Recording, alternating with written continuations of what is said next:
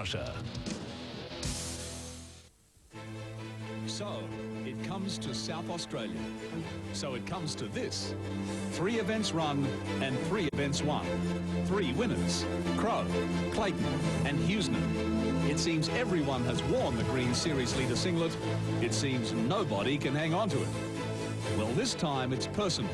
And this time, the men from Uncle create history. Today, the equation is brutally simple. Man-on-man competition. 1 winner, 1 loser. A dog-eat-dog approach to Ironman racing. 2-man heats, quarterfinals, semi-finals, and then the showdown. The final. Athlete against athlete. Win or perish. The going has never been tougher. And here at Glenelg, the tough are about to get going. Take no prisoners. This is Man on Man.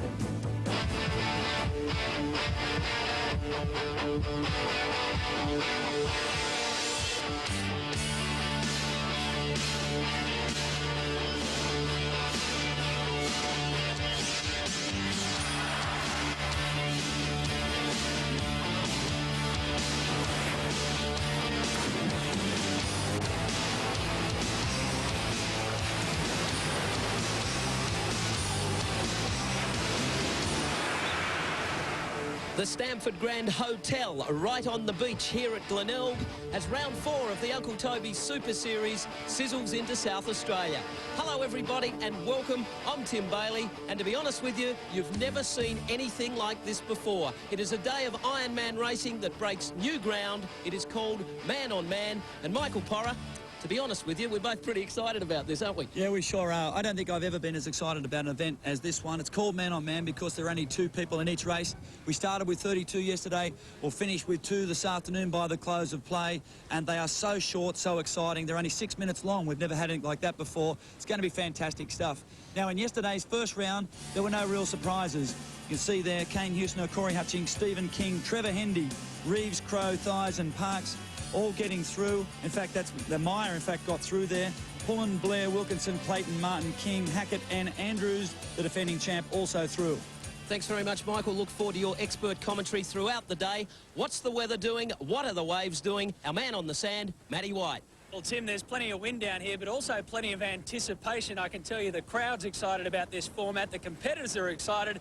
And as we know, the commentators are certainly excited. Let's take a look at what they're facing weather-wise. It should be pretty fine today. A little bit of cloud around about 22 degrees. The wind's out of the northwest. That comes straight across the competitors as they come back to the sand. The swell's only half a metre, plenty of chop, and the water temperature's a lovely 20 degrees. Excitement plus. Hold on to your hats for this one, fellas. We can't wait.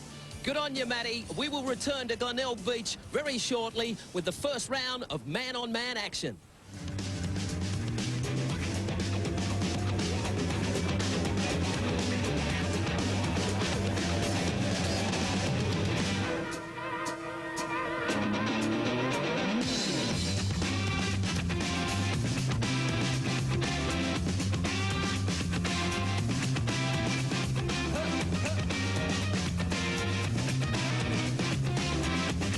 This is Glenelg Beach, South Australia. This is Man on Man, and this is your start list for action.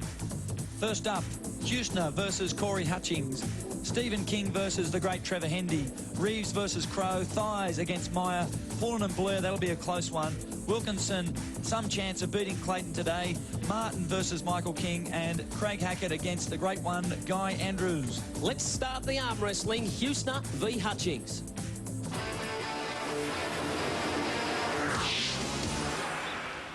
This will be a terrific opener. Kane Hughesner v Corey Hutchings. Corey from the Northern Beaches, Kane Hughesner from Maroubra. This will be a tight one. Yes, it's Corey Hutchings on the left of screen in the black cap and the silver fern of New Zealand, 3 times New Zealand. And, oh, have a look what's happened to Kane Hughesner. The #1 seed for this race has come straight off his board. It's a disaster in a race this short, 6 minutes long. That is an absolute disaster. He ran into the water and lost control of his board and straight off the side. He is the #1 seed for today's race, having won the sprint series in freshwater 3 weeks ago. And look at the lead that Corey Hutchings has been able to set up. Guy Leach, I just cannot believe it. Well, I tell you what, at freshwater last event, he did not make a mistake. The whole event, the conditions were a lot harder than this. So tragedy for him. He's going to have to do a lot of work to come back from this. He just, like you said, it's just unbelievable that he could make a mistake like that. Right off the beach, he's been out in the water trying to practice it, and he's done it in training a million times before. He's hit a little wave. His knee has just slipped off the front of the pads. That's what's happened. Well, let me tell you, Corey Hutchings is very, very good over short course. He's in dynamic form at the moment, the best year he's ever had in the Uncle Toby series. And that's the break that he needed. He's born in New Zealand, the 24-year-old from Collaroy. His cap, of course, is the Silver Fern of New Zealand, and right now he's been given the chance of a lifetime to advance to the quarterfinals. Kane Hughesner made a bad blue on the board. Corey Hutchings picks the rating up and goes on with it. And look at Hughesner go right of screen. It looks like he's panicking. He's definitely picking up some time. But Hutchings after a wave here, left of screen though. He's just pulled over the top of one, so that's good surfing too.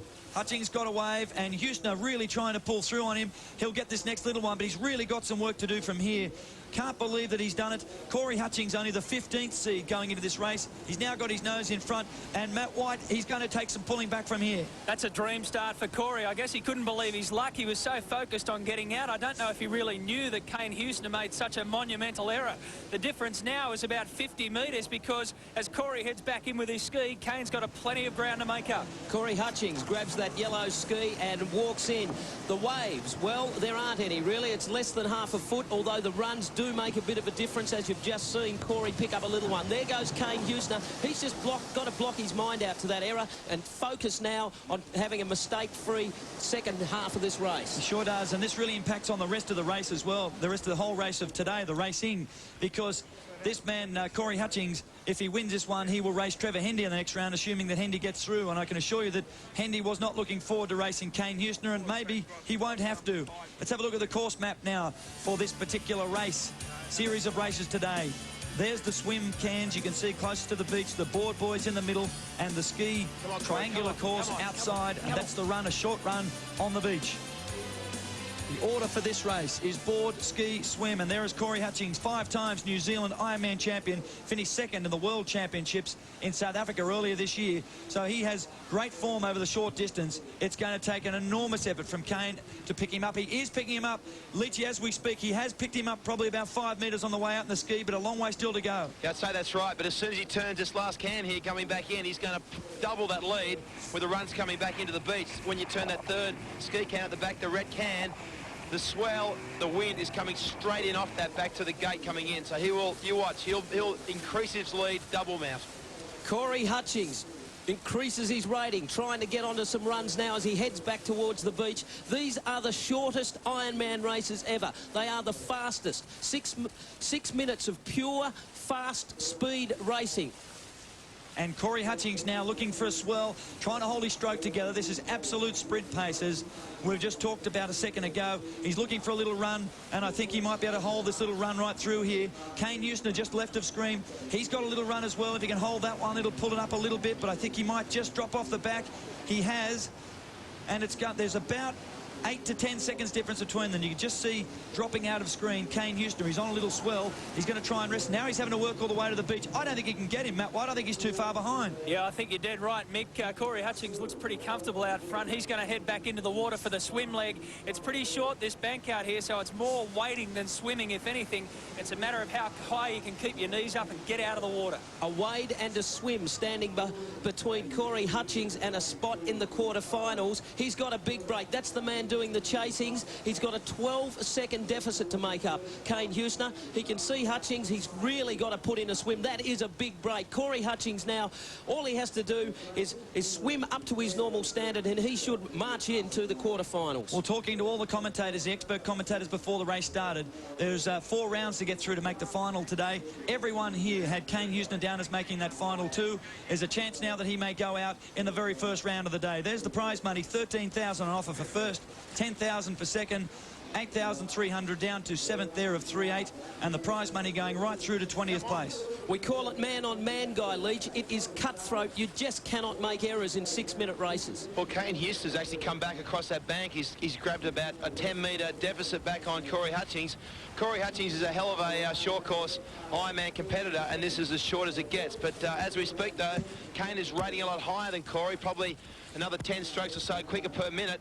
And it seems to me like Corey's actually dying a little bit in this swim leg. He is dying, Leachy, and he's catching him without doubt, but there's too much of a lead. He'll be standing probably within 20 metres. If this swim leg was another 50 or 60 metres long, I'd say Kane would certainly pick him up. There you can see him in screen. He's absolutely sprinting. He would be just totally devastated. And his father, Dennis, on the beach would also be devastated. But Corey has got enough to be able to get there, I'm sure. He's looked behind. He's got to lift his legs now. This is where it really starts to hurt. They've got to lift their legs and get out of the water. But he's got it now. He's running across the sandbank, lifting the legs. Kane now standing behind him. He's still coming at him, Kane. Look at Hughesner coming at him. He's closing that gap. He's sprinting across the sandbank, but I think he's come into the channel now. I don't think he can get him. Big effort from Kane Hughesner, but he won't get him. Hutchings is up. There's only a 10-metre run to get to the finish line, and the 15th seed will take this one out. And the number 1 seed, Kane Hughesner from Maroubra, the 20-year-old, will be absolutely shattered. He is out in the first round of the day. Corey Hutchings takes out race 1. Race 1, upset number 1. Corey Hutchings through to the quarters, and the action continues.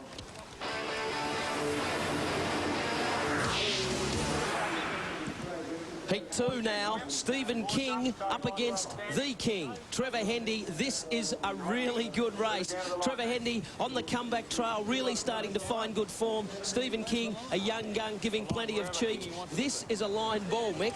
I think this is very much a line ball. I think Hendy would be a slight favourite in this one because of the fact that it's low tide, and therefore it's going to be very much a running race. But Hendy has told us that he is very concerned about Stephen King. At the last race 3 weeks ago, Stephen King finished 4th overall and Trevor finished back in 17th. So Stephen King has beaten Trevor Hendy before in this kind of racing. It'll come down to the work across the sandbank, and this will be very interesting. Both of them will have watched what just happened to Kane Hughesner. Look at Hendy go. He is very serious. Off now onto the board, off onto the run, and he's starting to push the board along. Hendy, very big man, he's 6'4", and he's got an advantage across the sandbank. Interesting that he has decided to lead. Stephen King now must get across and get on his wash. Hendy trying to get him off the wash. Look at the power of this guy. He's a huge man, and he is trying to get away. He's a 4 times Australian board paddling champion, is Trevor Hendy. He needs to get Stephen King off his wash, but King also very, very good guy, Leach, on the board. Tell you what, Trevor's greatest fear in this race is the fact that swim is last leg. Stephen King had great swim legs in freshwater last event, and he will stay on his wash going out.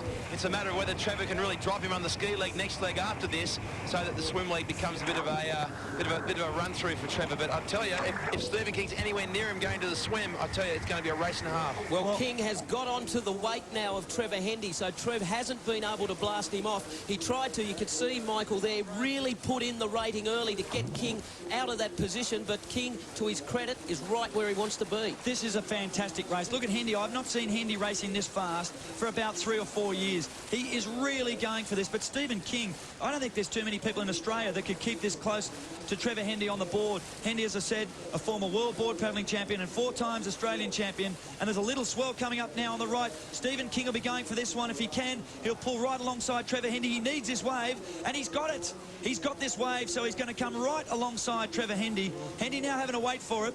Hendy has put in the big effort here, but has not been able to break away. And the swimmer's last, which is Stephen King's best leg, and Hendy's worst. So this is going to be fascinating. Matt White, Hendy's going to have to try and break away in the next ski leg. The crowd absolutely love it down here, Mick. They know Trevor Hendy's a superstar, and he's got his eyes on the prize. Geez, he's a determined fella in this race. Like you say, we haven't seen him go this hard for a long time. No, it's incredible. Look at the powerful body on Trevor Hendy and watch him on this ski. Remember, he was so close to being an Olympic representative in the kayak. This is where you'll see Trevor try and pinch a lead here. He'll need to, because his opponent, Mr. King, the other King, we call him, is a great swimmer. So Trevor Hendy now has to charge ahead. This is going to be fascinating. And think about the effort as we look at the Holden Frontiera race time there. 2 minutes 28 just shows you how short this racing is. The guy, Stephen King, only 19 years of age, and he's racing man on man with the greatest Ironman of all times. He knows the guy in the blue ski as he starts to pull away now. Has won this series 5 times before. He's won the Australian Ironman Championship 6 times, the World Championship 4 times. And this young bloke on your screen is saying, I'm not going to give up. I'm going to try and hang in with him. And Leachy, he's doing pretty well.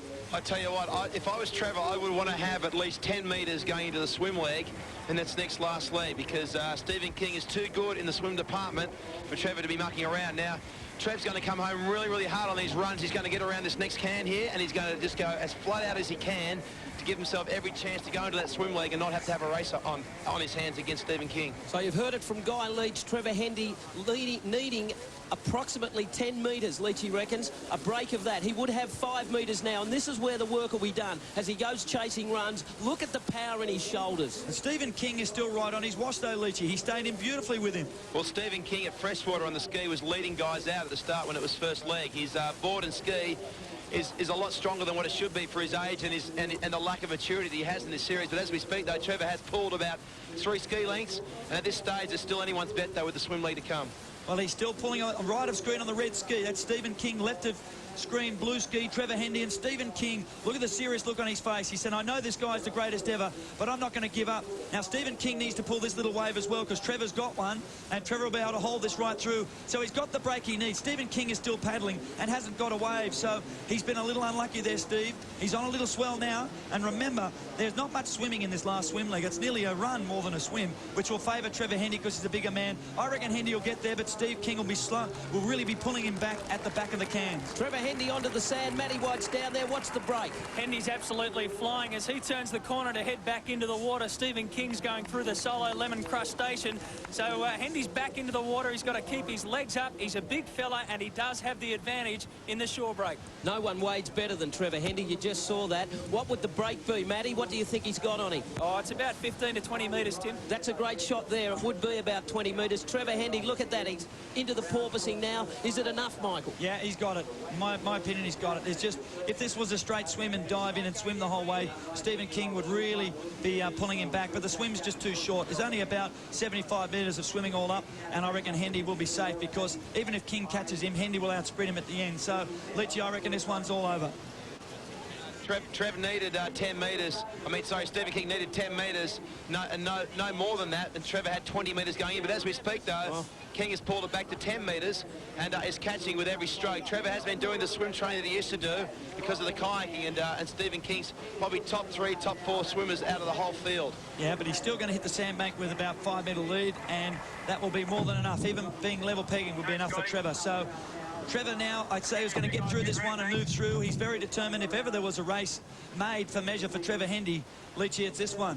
Well, that's right. Yeah, I'm glad I'm not racing now against him, because over 6 minutes, and when he's at his best, he's the man. So certainly if he can get through this race, you know, and have a bit of luck in the next few, you might find Trevor Hendy going down into the last race with one other person to win the event. Now, Stephen King is really swimming him down. Look at this. He called up almost to his feet. Fantastic effort from Stephen King, but it must be terribly frustrating because Trevor looks behind him and he just knows he's got him in control. Even if King pulls alongside him, Trevor knows he's big enough and strong enough to be able to run by him. Stephen King pulled a little wave now. He's about 3 or 4 metres behind. That's how close this racing is. But Hendy is experienced enough and strong enough to know that he's just got to lift his legs now and get out of here, up the beach, and this second race of the first round today will be his. Hendy now hitting the beach up through the solo drink station, and this second heat here today goes to Trevor Hendy, and he will advance through for a quarter-final matchup with Corey Hutchings. So this is going to be fantastic stuff. Trevor Hendy, the great man, has made it through, and Stephen King, a gallant performance. Trevor Hendy into the quarterfinals. We'll be back at Glenelg after this short commercial break. This is Man on Man.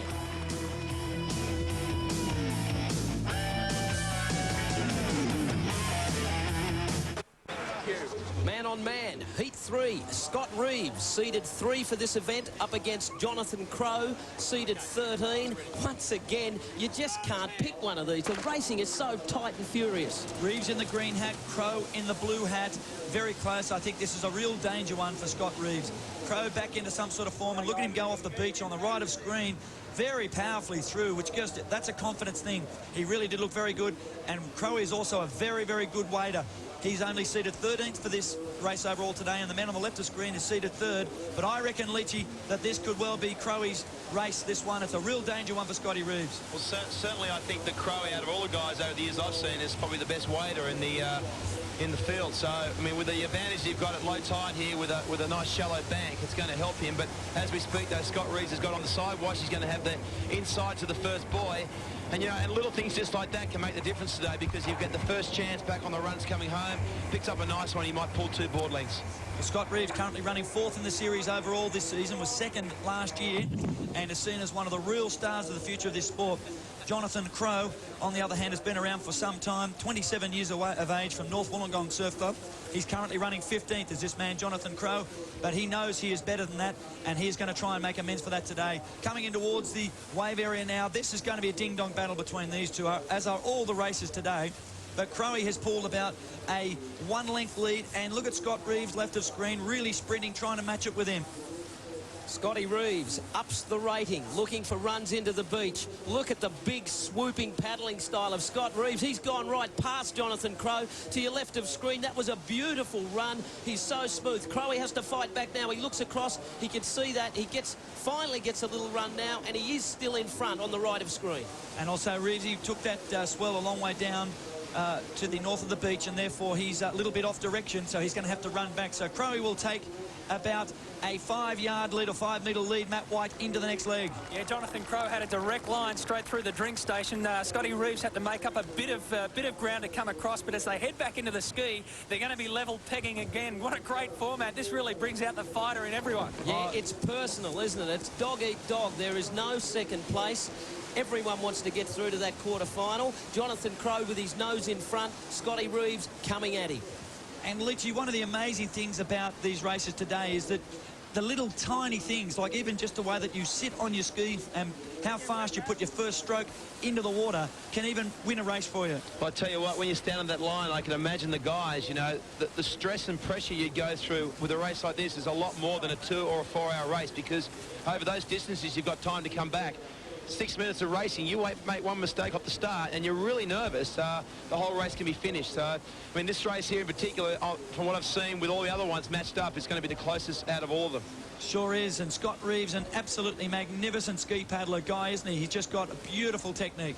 Well, the guy's the same size as Trevor Hendy. He's built like a football player more than an Ironman, around 6'4", strong legs. He's up near 90 kilos, which is quite heavy for an Ironman, but he certainly uses it well on the ski. Big guys always seem to go a little bit better, and it'll be interesting to see how he goes in the swim next against Crowe, who's, I think, still half a chance here to win this, even though Scott Reeves is in front of him. Important now for Jonathan Crowe just to stick with Scott Reeves as they turn around the boys and head for the beach. It'll be all about selecting a run here and who gets the best wave luck. Scott Reeves, look at him. Gee, he looks in good nick. He's so fluent. He is. He's a beautiful ski paddler, very strong young man.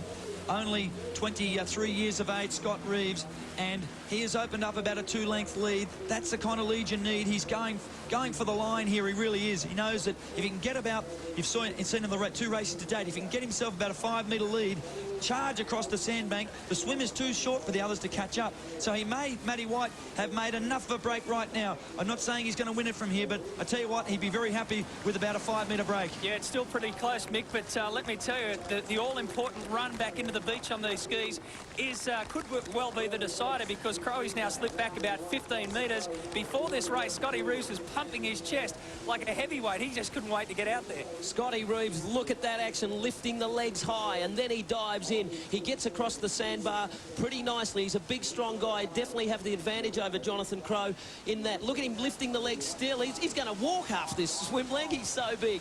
Look at him. He'll dive in again. Crowe doing the chasing. There is 15 metres. I think it's too far in the short swim leg. I think Scotty Reeves may have stolen a march here that Crowe will find hard to pin back. Yeah, and I think as we look at the race update, 4 minutes 51 seconds, that Scott Reeves just showed superior determination to me. Leachy, you couldn't see the look on the faces from where you are, but certainly Reeves a bit more determined around the beach run and back across the sandbank. Well, I think the guy'd like to back himself over this sort of distance and this sort of course, because he is 6'4". He's been known known as being very strong, very good over the shorter distances. Now, with these conditions on the ski as well, as Matt said on the beach just prior, that ski leg coming in, which is a fair way in compared to the other legs, could be the difference today, you know. So he's very, very good on the run. So he's won this race today, and the fact that he's come around the cans, very determined, and he's pushed those runs in and got a 15-metre lead, and he's going to see it home from there. Just imagine the kind of racing we're going to get shortly. As Scott Reeves almost pulls over a wave then.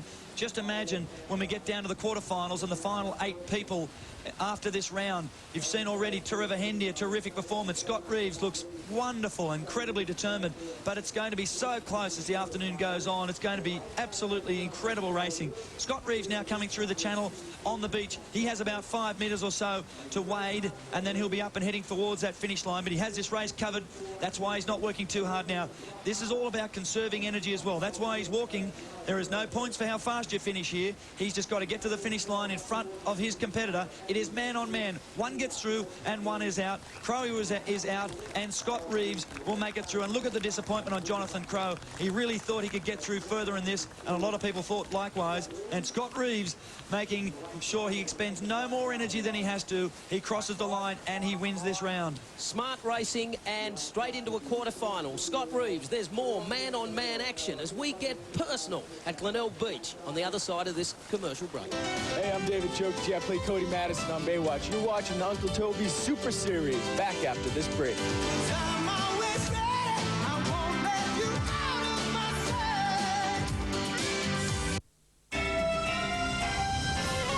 Updating 10 News. Man on man, heat 4, Dwayne Thuys, seeded number 11. Nathan Meyer, seeded number 6.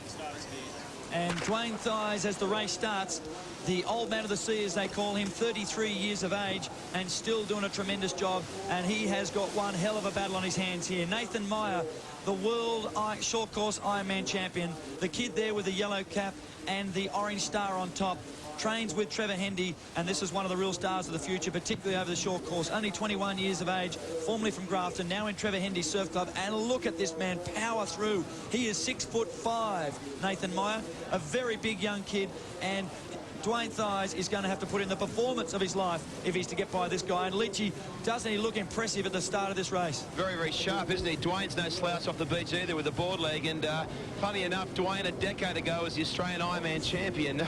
Just goes to show you how long Dwayne's been around. And this new kid has come along. Well, he is a freak over the short course. He's another one that this course suits perfectly, and he's shown that by getting around that first can first. Leachy, I don't think it's such a bad position. I mean, obviously, it'd be nice to be the first person to turn the runs and head back in, but Dwayne's at least getting a rest and conserving some energy. Well, that's right, but unfortunately, these guys are so damn fit that 6 minutes of racing isn't going to kill them. They can back up and up and up again because they train so hard, and as we speak, though, Dwayne, who is a master on the runs coming home, has pulled level with Nathan Meyer. So Meyer there, centre of screen. He's now going to try and get a run to take him back to the beach, but Dwayne Thuys has in fact gone by him, out of shot. Dwayne Thuys, there you can see, and Meyer fights back again, left of screen. Look at the run he's pushing over. If Meyer gets this one, I think he might. No, he's just going to drop off the back. Thuys will get the next one, and in fact, it may double up on Meyer. Meyer's on left of screen. Oh no, he's just been able to pull over this one, and Meyer's end up further down the beach. Meyer's still working hard. He's dropped off this. Now, these few metres make all the difference, and Meyer is off his board a little bit later than Dwayne and Matt White. This is a break that Dwayne needed. I don't know if you just saw the face of Dwayne Thuys as he came through. He was just pumping in the cheeks. His eyes are wide open. Remember, he was born here at Glenelg, and the crowd are right behind him. It's like watching the 100-metre sprint at the Olympics back-to-back. It's just rapid-fire competition. And Nathan Meyer, a brilliant changeover, absolutely brilliant. He went in 5 metres behind and has gone out 3 or 4 metres in front. He's a big man, Matt, and you'd expect him on the beach to go a little quicker than Dwayne. Well, the big men certainly seem to have the form on the board already. We've seen Hendy come through, and also Scotty Reeves. It's all got to do with waiting, hasn't it, Mick? Once you get out and get past that channel and get the legs pumping. This is going to be, the shot we've got there is a beauty. I'll tell you why, because this is a match race to the turning cans. Right now, whoever gets to the can and turns first could well win this race, Leachy. Yeah, I'll tell you what, it does. That's a big point to mate. But Dwayne's come back again. He's come off the pace. He's back on. He's on the sidewash now of a big Nathan Meyer, and he is great on the runs home on the board and the ski, Dwayne. So I mean, he'll be hoping to get to the beach again first, negate the run of Nathan Meyer and get into that swim league with him and try to hold him off. But you've got to say, Litch, a bit like we've seen in the two races to date, that Dwayne is going to have to be in front of Nathan when they hit the end of the swim leg, because he won't in front of because otherwise you won't be able to stay with him in that run across the sandbank. Well, from what we've seen from the other quarterfinals, I would think that it's a magical 10 metres. If you're worse than 10 metres behind someone when you start swimming, the swim league's just not long enough to get you back. And I mean, Trevor proved that against Stephen King, who's in great form with the swim league.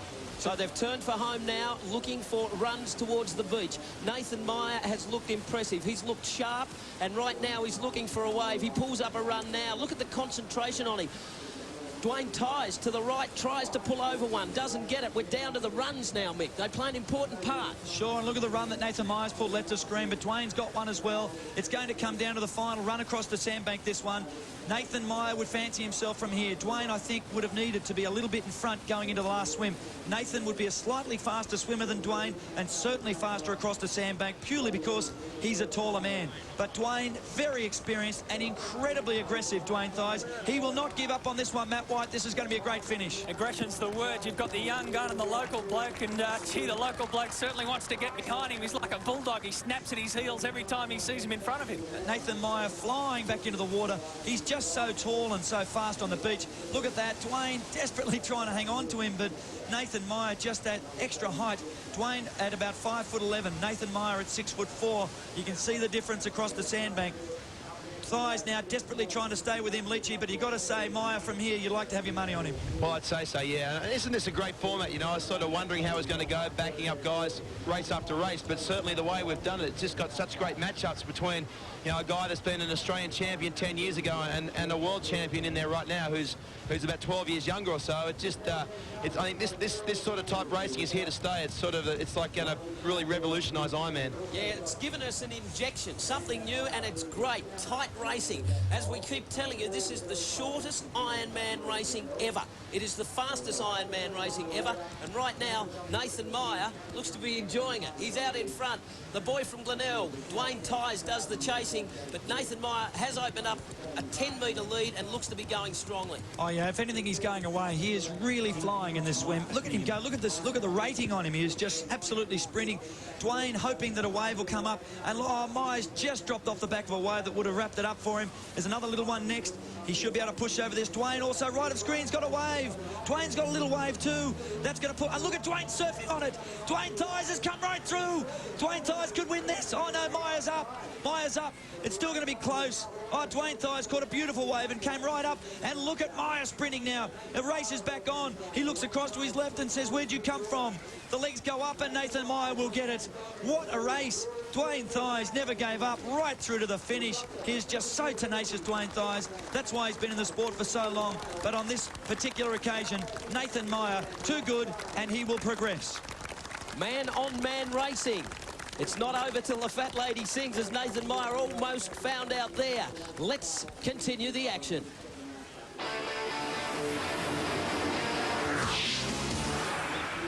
And it keeps coming. Heat 5, Steve Pullen, the 8th seed, in against young Joshua Blair, the 10th seed. As you can tell by the seedings, nothing in it as they tear into the surf at Glenelg.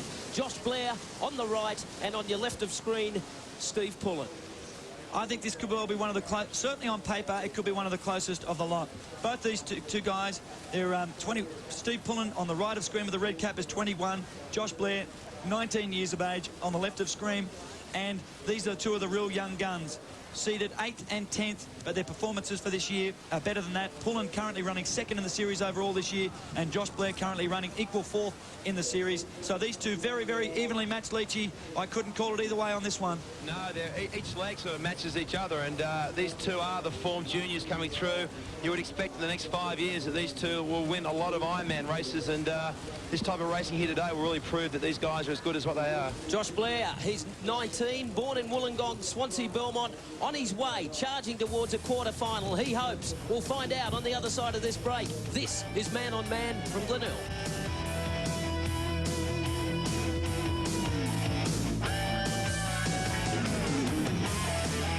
He's looked extremely impressive. I thought this race would be much closer than what it is. In fact, I'd say this is probably the biggest break that we've seen in all the races so far today. So Josh Blair, the 19-year-old, who has a 3 times under-18 Ironman champion, is going to run away with this one. Steve Pullen, who's had an absolutely terrific year. I'm just stunned by how well he has done this year. He's running second overall in the series, but he will drop out now, and Josh Blair, the 19-year-old from Swansea Belmont, will go through 10th in last year's series overall, Josh Blair, and he is without doubt, one of the real stars of the future, and he could go right on. He's a guy that could dead set go on and even win it today. Well, he's had 3 or 4 years' experience and he's only 19. It's incredible. He's a great athlete, and this is a great performance from him. I tell you what, when we get to the next round, anything can happen. Everyone has looked great. Well, he's the youngest competitor in the field and has been for the last 4 years, believe it or not. Every year for the last 4 years, he's been the youngest competitor in the field. And so he's very experienced, as you say, and he'll come through and take this one out. Steve Pullen is out. Joshua Blair books himself a quarter-final appearance, and we get ready for another heat.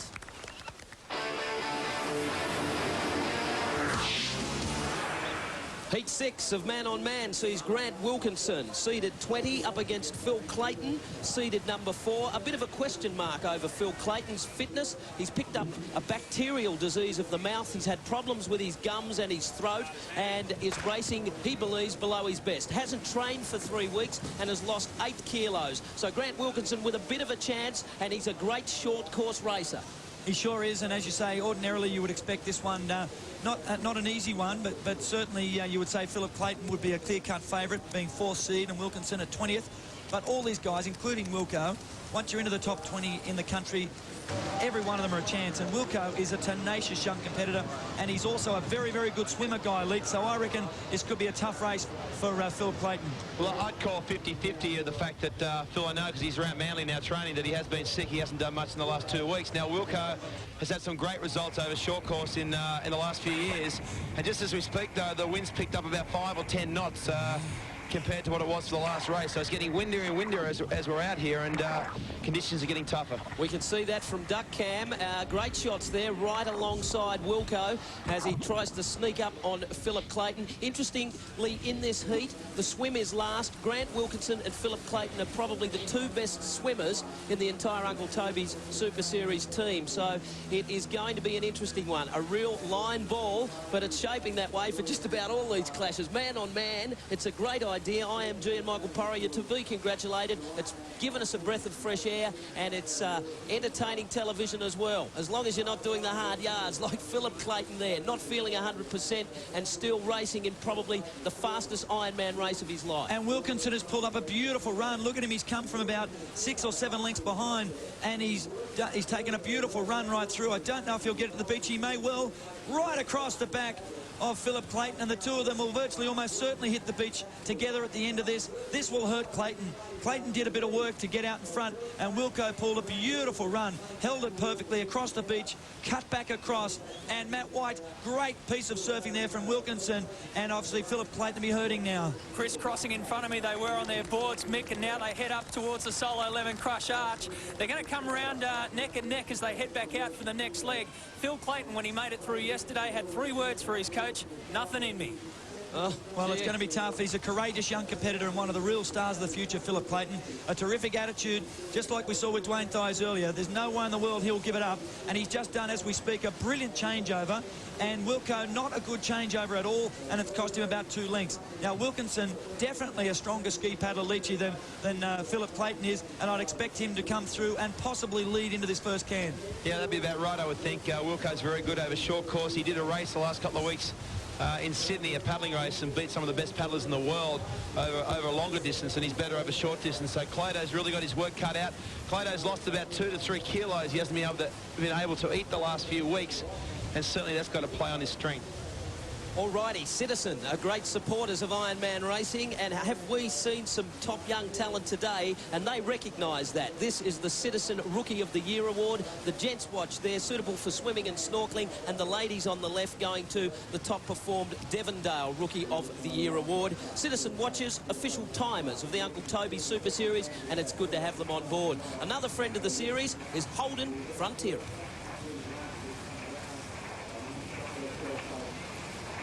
Thanks, Tim. You can see pictures there from the solo duck cam. And I tell you what, that was a match-winning move on the way out then from, I would say, from Grant Wilkinson. It's certainly far from over, but to Leachy to be able to get round that can in front and get the first crack at the runs is a big advantage for him. Well, the runs have picked up. They're nearly twice as big as what they were when the first races went through. It's going to get windier and windier as the race as the event keeps going on. As Phil Clayton pulls a great run, though, to come back at Wilkinson a little bit, but Wilkinson is really flying. He's got a really high rating, Grant Wilkinson, on the ski. He's got short arms, and that really, with that high rating, really seems to help in these conditions. Well, as you say, Philip Clayton did pull a great run, but Wilco has still maintained this lead. Now they're going to have to come out of this and sprint round, and it'll be a dogfight going into this last swim, because Philip Clayton, the fastest swimmer in the field, depending if he's feeling good today, nothing in it. It's going to be so close. Matt Watt, as they hit the beach, they'll be virtually neck and neck. Well, these guys are so naturally talented in the surf. They often make it look easy, but not this time around, not on this format. It's so tricky out there. They really have to fight their way through it. Now, we've got Grant Wilkinson's going to head back in the beach, and Philip Clayton, he's going to be about 15 metres behind as they head back in. This is a match winner. I think this is a match-winning break. Look at Wilco. Notice the difference between the weighting. He's a very little man, Grant Wilkinson. He's having trouble getting over the sandbank, whereas the Reeveses and the Hendys almost walked half the swim leg. It's a different story here with Clayton and Wilkinson. It sure is, and you can see Wilco's got that sort of 5-metre lead. He's still trying to lift his legs. He looks behind, sees where Clayton is. He should have done enough, Leachy, to be able to hang on from here, because Clayton not 100%. I don't know if he can come at him in this swim. No, he said he was very tired yesterday after the race he had yesterday, and he said he didn't feel like he normally does. Now, I would back Philip Clayton if he was 100% with this much of a gap, because he's such a great swimmer, and he's shown that the last few events in the Uncle Toby series. But on current form, I would say that Grant Wilkinson at the moment would have a slight edge over him.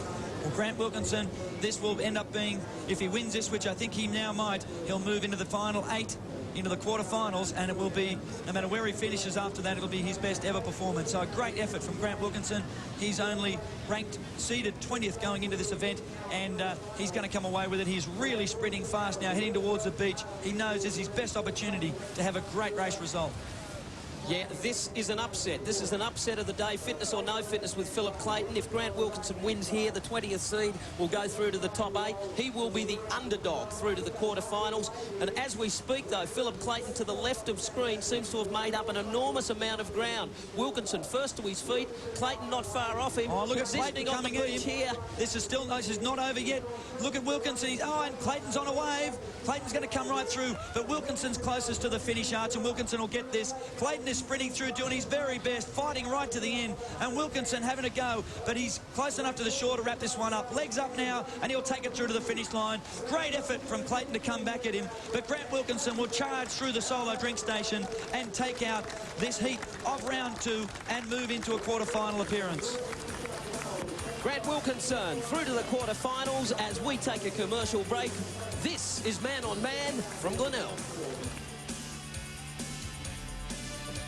You know, these new Holden Frontierers are perfect for four-wheel driving, but before you do get into four-wheel drive mode, make sure you remember the basics. Gear selection's vital.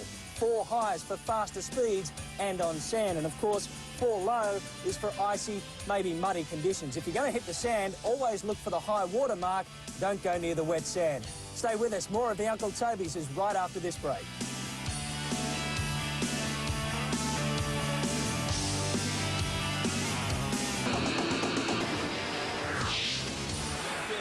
Heat 7, man on man. Simon Martin, the 5th seed, takes on Michael King, who has had a rib injury. He is the 12th seed, and they are at it. No rest for the wicket, not even the commentary box. This is great action. Sure is. Terrific action. This is another very, very close one. Michael King off the beach very quickly on the board. This is not his best leg. He's determined. He badly damaged some ribs about 6 weeks ago and has been basically out of action for close to that all of that time. And the last couple of weeks he's been back into training. He's brought his times back up to pretty close to his best, which is a bit surprising after all that time out. And he's very confident. He's a very, very aggressive competitor, Michael King. from Mooloolaba Surf Club. He is one of the guys who is not scared of any competitor. He's a very, very tough guy, and this kind of racing really suits this guy. Can he knock out the number 3 seed, Simon Martin, Leachy, who is right on his tail? Well, I'll tell you what, I'd love to see Michael King have a great event. He won the series 2 years ago. He really hasn't been in the form that he was back then, and I think that that Michael himself would really like to do it today. So, you know, all in all, I think he is a good show. He's very aggressive, and he's over that rib injury. He had a little bit of time out, and it wasn't good for him, but certainly he looks very, very sharp right now. Yeah, Michael King looking the part, and you too can look the part. Uncle Toby's Super Series, all the Ironman gear available through Myers and Grace Brothers in Melbourne, Newcastle and in Adelaide. Look at this racing. Both pull on to a beautiful wave. Michael King getting the best of it, I think, there. Well, it was actually Simon Martin came around the outside behind, and he pulled a run right around the outside as soon as he turned. Michael King is a little bit unlucky. Simon pulled a great run and, in fact, took the lead, and Simon has about 2 board lengths. Michael King on the left has come back to him again now. It looks like the two of these. King's going to have to work to come over this. He's dropped off the back. They're now inside the wave area. Little swell now just underneath them. Both of them, no one can afford any sort of mistake. And look at these two just going at each other. Both of them will be devastated to be knocked out at this stage in the round of 16 competitors. And so they will really go at each other. Two very, very aggressive guys. And Matt White, look at Michael King. He is really going at this. Two aggressive guys, two big fellas, two of the best going hard at it in this one. They're going to head back out side by side again. This could be extremely close. Michael King currently running 26 in the series overall. As Leachy said a moment ago, he won the series only 2 seasons ago and finished 4th last year. He's been one of the outstanding guys in the series. But the guy in the black and white striped cap, 3rd in the series overall last year. And again, a giant man, 6'5" and terrific on the ski. But Michael King also very good on the ski. You will see some ski paddling here. Michael King got his ski flying yesterday. He'll have to do it again with Simon Martin. Great shots. That's how close it is. This is man on man. These two guys are gladiators. There's no second prize as they up the rating. And Leachy, 2 great ski paddlers for Michael King to stay with Simon Martin. He'd be doing a great job, but probably the same would go vice versa. Well, they're very much mirror images of each other. They're very aggressive when they race. They're both big guys, well over 6 feet tall, in the mid to high 80-kilo range, and they race very similar. They're not the real flashy racers. They just get the job done. You know, these two, they're pretty quiet guys outside of racing, and they sort of have that burning desire to do well in the series, and it's a very, very good contest. While the arm wrestle continues between Simon Martin and Michael King on the ski, we can tell you that earlier today, Linda Halfwig won the Devondale event here. You can catch all that action December 21. That is a Saturday, and well worth a look. 15-year-old Linda Halfwig really turned it on at Glenelg, just as Simon Martin and Michael King are doing here, both chasing a quarter-final posse. And look at the weight. That wind really has picked up out there, and the runs are coming from everywhere. Well, Simon Martin, look at the green ski come through. Michael King pulled a beautiful run, has come right alongside Simon Martin, and Martin was able to get a length on him coming around the cans, and they're both just head down and sprinting towards the beach. Michael King on the left of screen's got a wave. The two of them are locked together. What a finish, Matt White, this one's going to be. Absolutely firing. The wind's picked up, and so have these guys. Interesting, Mick, as they stay closer to the cans, they're getting a better run in, but then that pulls you away from the solo lemon crush arch, and you've got a bit more ground to make up, and it seems to be happening more and more in the swim, which is the last leg. As I speak, Simon Martin hits the sand. Michael King's only about 4 feet behind him. Through the solo lemon crush drink station, Simon Martin has that 4 or 5 metre lead as they come around Holden Frontiera corner. Is going to be now, it really is going to come down, Leachy, to really determination now. I think that was a mistake for Michael King to dive in there. I think it was too shallow, and Kingy now is going to have to lift those legs, as is Simon Martin, and it's really going to come down to determination. There's the Holden Frontiera race clock, 4 minutes 45. Sorry, Leachy. That's right. Well, that sign there is just that Michael King's starting to tire. He's hurting. When you jump in early, even though you can still keep waiting, it's a surefire sign that your legs are weary, you're tired, and you need to have a rest. It's sort of the easy option out, and King, it seems like he's hurting. These two guys have really been going at it, and out of all the races I've seen, this one seems to be the closest and the tightest out of all of them. It's that magic 5-metre gap, and Simon Martin, because of his better porpoising and wading across the bank, has pinched that, although Michael King really putting in some big strokes now to try and get on his feet. I think he will get on his feet.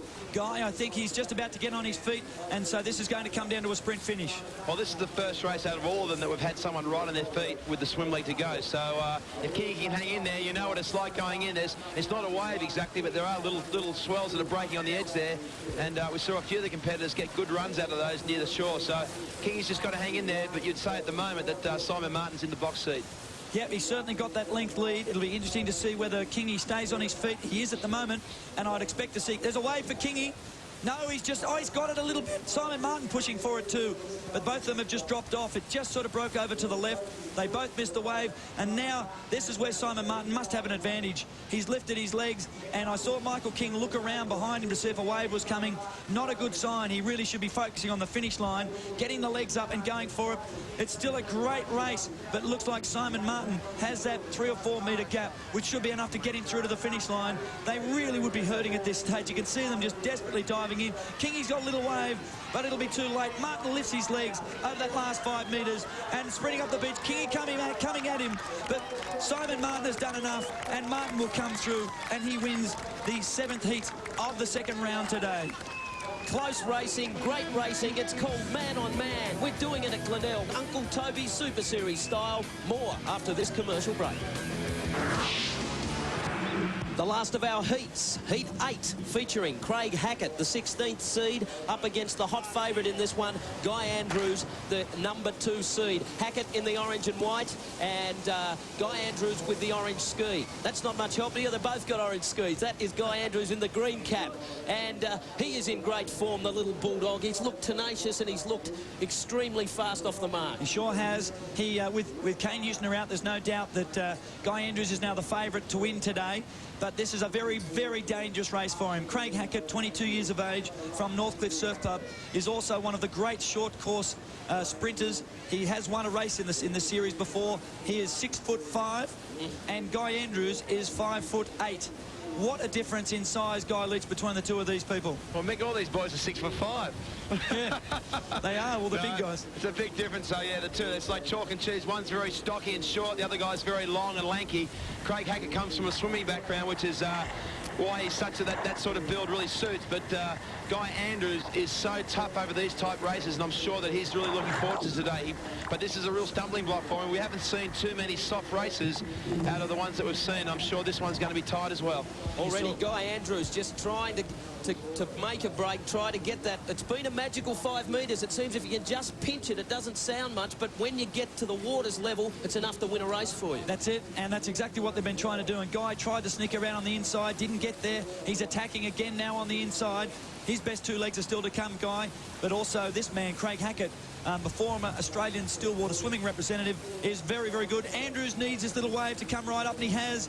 He's pulled the run, he's gone right past. The reason I think Guy Andrews is the number 2 seed for today's race is because today's racing is all about determination and aggression. And there is no one in this field, Matt White, with more aggression and more determination than little Guy Andrews. Mick, you get the feeling that Guy Andrews stays up at night and dreams about this kind of format as he stands on his board, does a little bit of 2-footing. But while he's done that, Craig Hackett's got about 4 or 5 feet on him. Yeah, but Guy Andrews just loves this type of event. He loves to have a fight, loves a scrap. Yeah, he's got plenty of courage, but more importantly, he's got bucket loads of ability. So it's a good mix in Ironman racing, courage and talent. He needs to make a break on the ski leg. In my mind, Guy Andrews needs to get away on the ski leg because Craig Hackett is so much taller than him that if it comes down to the swim leg, which is more about running than swimming today, or certainly wading, then Craig Hackett could well knock him off. Guy, you see it that way?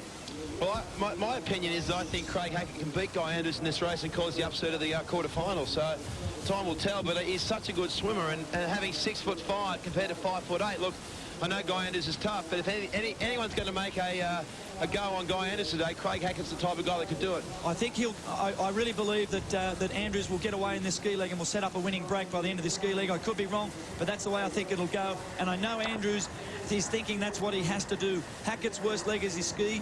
He's desperately trying to hang in, and Andrews right now, Guy, is really going for it. He's trying to get that break right now. Yeah, he's looking very sharp. He's had a couple of disappointing races this year for his standard, and certainly today he would like to improve. Over the years with the freshwater format, which is very short, he's been very dominant with Trevor Hendy, and this sort of type racing today is very similar to that. I also think that the first round today will be the most dangerous for Guy Andrews because the tide is still low and he is disadvantaged terribly when there's a shallow sandbank. As the water comes in and the sandbank fills up, there will be less of a running race, which will really suit this man. So this is the most dangerous one for him. Look at the look on his face, Guy Andrews. He wants to get through this one desperately. He knows if he gets through this one, he may well have an easier ride through after this. And look at him go. He's on a run here. The rating is up. Look at the break he's put in. He is just taken off, absolutely taken off. And Hackett is on a beautiful run on the right-hand side, and he's taken a nice wave. But Andrews has got what should be the break that he needs. What about the rating? He just upped it. He knew he had to go hell for leather there, and he pulled onto that wave. Could that be a match-winning break? Fantastic. Look at the furrowed brow, the determination. He's a focused paddler at the moment. How much is in the tank as big Craig Hackett looms, one of the best swimmers in the field? And look at him come through now. He straight as a die, Matt White, to you at the drink station. Yeah, Guy Andrews just came flying around behind me. He shot across the water like a bullet. Remember, he made a mistake at freshwater on the ski, and it virtually cost him the whole day. He didn't want to make it here, and he's determined. But behind him, he's got the lanky leg Craig Hackett. We've seen what the tall guys have done already. So Andrews now porpoising through. He has that 5 or 10 metre lead that we've talked about all day, has made the difference, and the water is filling up. So this is now starting to favour Andrews a little bit more because the bigger guys can't run either. The citizen timers have just told us that he is 7 seconds in front. 7 seconds, or is it the magical 5 metres? Is it time or is it space? It's just being first to the beach. Sure is, and Guy Andrews has that break at the moment, but Hackett is right behind him. Hackett, a former Stillwater representative, has represented Australia in swimming. No doubt he'll be coming at him, Guy, in this last swim lead. Well, can you believe that Guy Andrews was around the back of the run course and Craig Hackett was just getting out of the water? Now he's on his feet in the swim. It just goes to show you how important waiting is. Now, let me tell you, if these two guys are even going in, who's going to win? Yeah, well, I think you might be right. If they are neck and neck when they stand up, you'd have to favour Craig Hackett. So Guy Andrews has got a major battle on his hands right now. The current series champion and the #2 seed going into this. He is the highest placed seed now because Kane Usner is out. And Andrews has got a hell of a battle. He's going to have to go for it. Hackett now drawing alongside. Andrews going for this wave. He's got it. He's got it. He's got it. Fantastic surfing. He had to get it. Hackett was up alongside him. If he didn't get it, it was all over. He's got it and he spaced him. I think that's exactly right. The way it was heading, if he didn't get that wave, then Hackett would have pulled alongside him and probably beaten him in the last run. So he's pulled that wave beautifully. It was only a swirl when it went up under him, and he just showed incredible determination to claw his way over the top, and he will come through and take this one out. So now from here, he's seen behind him. He can slow himself up just a little bit. He won't kill himself now, but what a race Guy Andrews has just been put through by Craig Hackett. He knows he's been in an Ironman race, I can tell you that. He is totally exhausted. He has about 20 minutes before he has to race again. A little unlucky because he's the last person to race, and look at the exhaustion on his face, but he's through. Guy Andrews, our final quarter finalist. As we await the action, you can win at home too. In fact, somebody already has. Now, the lucky winner of the exclusive Uncle Toby's Super Series Baywatch Frontier Sports. The question asked in race 3 was which Baywatch star started the Uncle Toby's Super Series race at Huntington Beach, California? And the correct answer is Pamela Anderson. Our winner is Jane Vargas of Mount Hawthorn, Western Australia.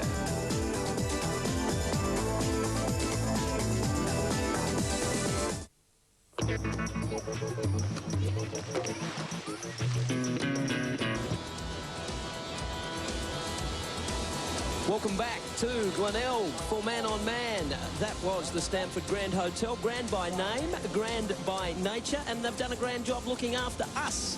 The Uncle Toby Super Series Ironmen and the Channel 10 crew. That was the view off the 12th floor there, and there are some of the crowd, thousands here for Man on Man, and Michael Porra, the quarter-final lineup. So then there were 8. Corey Hutchings versus Trevor Hendy. That'll be a beauty. Scott Reeves and Nathan Meyer. Josh Blair and Grant Wilkinson. And there is the first race. It is Corey Hutchings and Trevor Hendy. So this one is going to be a beauty. Trevor Hendy is going to have to go in this first ski leg if he's to win this race. I think this is where he's going to need the lead. He looks terrific on this ski. And Guy Leach, the ski's where he's got to do it. Trevor Hendy in great rhythm there. Look at him, so well balanced, the powerful shoulders and arms. He's sprinted away and already he's opened up a little bit of a break. He was 38th last year, but don't worry about that too much because he had his eye on the Olympic goal of kayaking. He narrowly missed selection in the Australian team that went to Atlanta, but he is by far the best ski paddler in this field, and he's already grabbed a ski length over Corey Hutchings. Guy Leach, you're out there, he's looking powerful. Yeah, well, Trev's looking very, very strong. This is his best leg, as Mick said, and if he's going to win this race, he needs to really do it now, and he is doing that. The swim leg is where Trev could have some problems, and Corey had quite an easy race against Kane Houston because Kane Houston made that mistake early in the race with the board start, but certainly Trev's got a great run here, which could go all the way through to a wave into the shore. Beautiful run, and Corey's got one behind as well, so the two of them are really doing extremely well. Trevor now just trying to keep the nose out. Look at Corey behind's got a beautiful run too. This will take him through to the beach, and he's only right in behind. So Hendy has got about a 5 to 10 metre break. I'd expect that if he runs well, which he will, he'll hang on to that in the board, and then it'll come down to the final swim. But Matt, he is looking good. He looks determined. No way that he's not back to close to his best now. He's certainly heading back towards his best as he heads back into the water. That's the best run we've seen all day on the ski leg.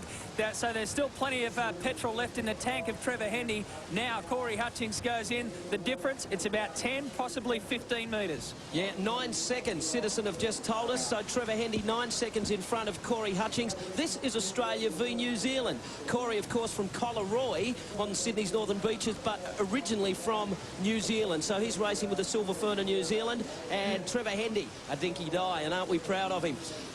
He was 14th, Corey Hutchings, last year, and he is a big improver. This is one of his best results, and he's got some work cut out for him now, though, Michael, chasing the king.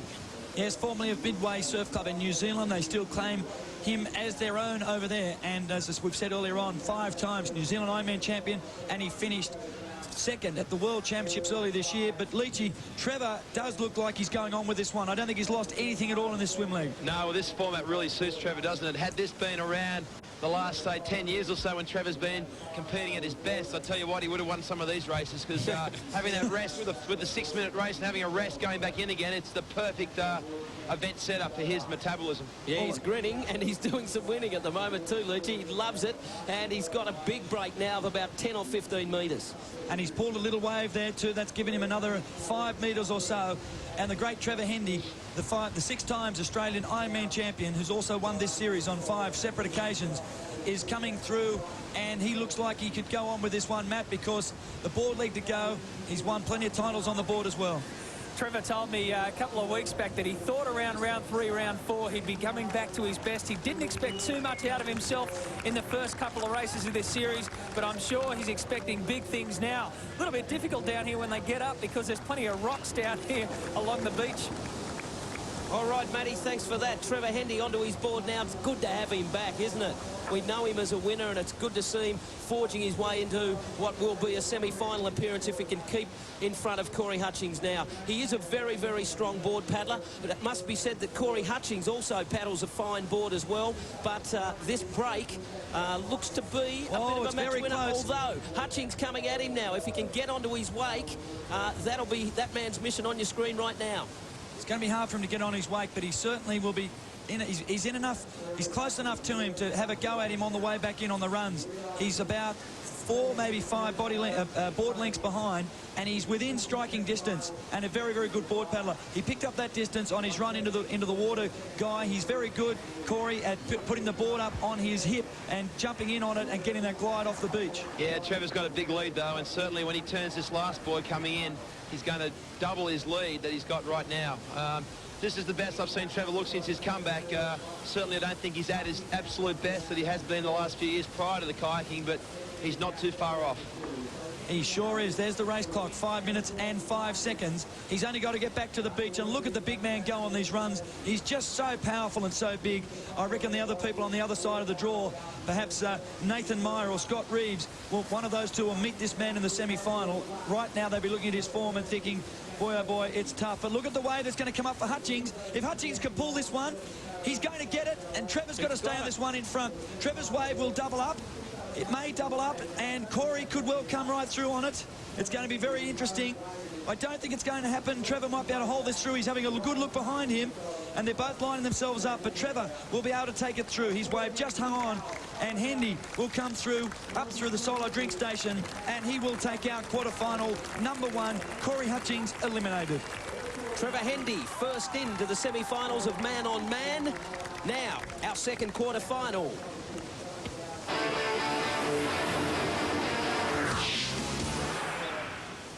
And there they are, Scott Reeves, seeded 3, and Nathan Meyer, seeded 6. There is nothing in this. There hasn't been all day. Two of the big performers up on the Gold Coast, two very big men, and they will have these skis moving at quite a pace. Ski first, of course, followed by the swim and the board. In the second round earlier today, Nathan Meyer, left of screen, yellow cap, had the fastest race of the day. 6 minutes 15 was the fastest race of the day. So he was on fire early on. Let's see if he can take this through. He is the current world short course champion. And Scott Reeves, who is the current second place getter from overall last year, has got a real race on his hands. This is Reeves' best leg. He's probably the best ski paddler in the field, Scott Reeves, bar Trevor Hendy. And again, Leachy, this is where he's going to have to make his mark, because Meyer, a very good board paddler and a very good swimmer. Yeah, I think this race will it'll sort itself out with Reeves getting a gap at the start in the ski leg, the first leg, and then Meyer trying to gap him back as much as he can. But as we speak, though, Meyer has got the inside running, being on Scott Reeves' inside on his wash. Now that's a great position for Nathan Meyer to be at. Yeah, Scotty Reeves, look at the tall body. They're lifters, aren't they, Leachy, these blokes? 6'5", they tower over you. Oh, they certainly tower over you. Oh, knock it off. Fantastic, though. Look at the rhythm. Look at the big, long stroke. He really is a balanced ski paddler. He's in total control. Not easy to do, paddle a ski either, and it's a bit sloppy and bumpy out there, but he really has got a nice rhythm, and he's totally balanced as he turns the cans and goes looking for some runs, and he's straight onto one there. As is Meyer. Meyer's onto a run straight away as well, and Reeves on left of screen is on a beauty, but Meyer has got a good one. Look at Meyer sprinting on the right of screen, if he can stay on that, and Reeves also trying to hold the same run from the cans all the way through to the beach. Meyer's on a beauty as well. I think Reeves would have liked a bigger lead than this. Let's see if Meyer can come down this run again. See him working hard now at right of screen. He will, and he'll hold this one through, and Meyer will only be about 5 seconds, maybe less, when they hit the beach. Yeah, he'll take that. He'll take that. 5 seconds behind this man, as you said, second only to Trevor Hendy when it goes to powering that ski. Matty White, as they come through the solo lemon crush, will go down to you. Bales, the tide's coming in every minute now, so there's less and less running for these fellas, especially on the ski. They can afford to bring it right in. Now they hit back out of the water. Nathan Meyer came out of the blocks like Superman. He's right on the feet of Scotty Reeves. He's flown the gates. What a great performance. Now he'll just sit on him, I think, or he might even try and go with him here or go past him. It's very close. As you can see, the tide has come in. The water's a lot deeper now, so there's less wading, more porpoising, and more swimming in the swim league. Yeah, that's right. And out of these two, I'd say this man, Nathan Meyer, is slightly faster in the swim league. He was 17th last year, but he has had much better performances. He's been a little bit inconsistent, and he's very, very strong at these short course races. I'd expect him to sit right in on the feet here of Scott Reeves and then attack on the way back in. Leachy? Yeah, well, the running between legs, Nathan Meyer just goes to prove that he is the short course specialist, that he is a world champion. And that run between legs, I was watching it from out here, looking at the sand. I've never seen anyone run around the course as fast as what he did just then. And with him sitting on Scotty Reeves' feet, he's going to get a slight rest before he comes back in again. And this race is still anyone's. Pictures from the solo duck cam. We're getting wet with them here as the great Oh, they've both pulled away. They've both got one. Fallen off the back, though. Meyer has fallen off the back of it. So a break for Scotty Reeves here of about 5 metres. Another wave building up. He'll look behind him. He might get this. Little wave behind. Very, very small, sloppy waves. Very hard to take them for more than a few metres at a time. Now it's going to come into a real match race between these two. Running around, as Leachy said, Meyer has an advantage. And look at him sprint. Look at Meyer, top of screen. Absolutely sprinting to try and stay in this. Look at the kick on him. He's just going for it. Big six-beat kick from Nathan Meyer. Scott Reeves first to stand, looks behind him, and they're going to go into the board leg. This is a lead that he needs. It's only about 5 metres. Meyer, Matt, will probably close a few metres here, but it's going to come down. A very, very close finish. In 9 races today, we haven't seen a lunge for the finish as yet. Maybe we're ready for one right here, because these guys are so similar in build and they're so similar in the fight that they're putting into this race. You can understand why Nathan Meyer's the current world Ironman champion over the short course. He's just, again, done a brilliant turnover. By the time he got back into the water, he's level pegging with Scott Reeves. And again, as we've said all day, from here to the first can is a match race. Whoever gets round in front and gets first attack at those runs is going to have a huge advantage. So the positioning here is important, Leachy. The inside would be the prime spot. Yeah, well, Nathan Meyer would certainly be happy where he is at the moment. They're both puffing as they come past me. I mean, this sort of racing you just don't see, because 6 minutes of racing's never happened before in Ironman, and you can't go any harder than what these guys are going. It's flat out. It is personal, because you've got the other guy to come up against. And certainly I know that Nathan and Scotty Reeves want to get through to the next round. They will fight through to the bitter end to try to win this. Just reiterating, this is the fastest Ironman racing ever. These guys have never raced over 6 minutes, and they've never gone quicker. Well, this is going to be a ding-dong battle on the way back in. Meyer got around in front. Reeves laid down, and he's now on his outside wash. Meyer sensing that he's got a chance here. I think that was a mistake from Scott Reeves to lay down at that point. It enabled him to get a full-length lead. And straight then onto one. First go at the runs. Every time you turn the cans, first go at the runs. And Nathan Meyer now has opened up about a 3 or 4 length lead. He's going to try and hold this one away to the beach. What an effort. Beautiful. Unbelievable. He got one run, and Reeves is on the one behind. But he's got this all the way through to the beach. Even though there's nothing in it, Meyer will be safe now, because he'll be able to hold this one right through. Reeves is on a little way behind, which is sort of closing, but he's not close enough. Only 5 metres in it, but he will be comfortable. Meyer stands, and that move at the cans was the telling blow. Nathan Meyer slightly off course. He's been rectified now, and he comes through, and he wins quarterfinal number 2 and will face a showdown with Trevor Hendy. Nathan Meyer books himself an appointment with Trevor Hendy in the semi-finals. We will have more man-on-man from Glenelg Beach after this commercial break. Stay where you are.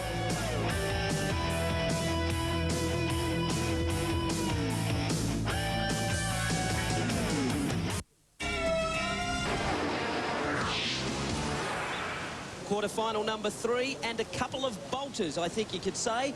Grant Wilkinson, seeded 20 for this event, has made it through to the final 8, and Josh Blair, seeded 10th. Josh would be the favourite, although Wilco, a short course specialist, a great swimmer, this will be a real tight one too. Well, also because Wilkinson's best leg is his ski leg. He's also very fast off the beach, as I'm sure you'll see in a second. He will try and win this race in the first 100 metres of this first ski leg. Blair's job, left of screen, Blair's job is to stay with him in his first ski leg, because no doubt Blair will be quicker over the rest of the course. Wilkinson has to break him before the first can on the ski leg. Race starter Rod Taylor waiting for an even break. He can't start them until both competitors have the same sort of break. You can see those little waves are still making a difference. So Rod Taylor now waiting for it to be even. Any second now they will be away. Just some small waves. Now I think's the time, and there they go. Perfect start, nice even start. And you see Wilco straight away, much quicker off the beach, quicker onto the ski, faster rating. Look at the difference between the two. He's more experienced, a little bit older Wilkinson, only 24 years of age, but very, very fast and explosive off the beach. Finished 16th last year, and in 94-95 he was in 12th. Do the words pocket rocket mean anything to you, Leachy?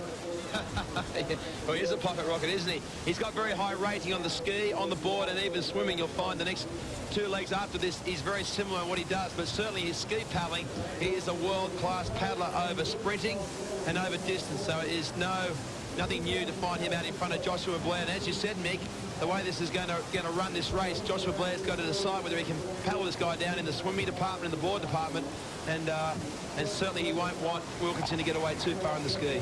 Yeah, I reckon Grant Wilkinson's going to give a bit of cheek here. I really think now that he's got this far, he can stand up and be counted. He might be the surprise pack. Well, easy to say when he's got a 5-length lead, kid. You've done well, son. Wilkinson now pushing for a wave, and he's going to try and take this swell. Notice the way that when they're on a run, they're able to relax a little bit, take in some oxygen, And Wilkinson now, oh, look at the swell that's going to come under his ski. He'll hold this one to the beach. Beautiful swell. And right behind him, Blair's got one as well. And it looks like Blair's might be enough to take him to the beach. So, gee, I tell you what, this is going to be tight. I think Wilkinson would have liked a bigger lead than this. And look at him preparing himself for the next leg. He's sucking the oxygen in.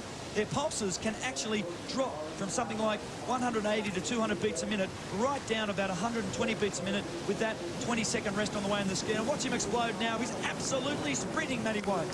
Explosion's right. He threw his oar away like he never wants to see it again. But Josh Blair's up and running now.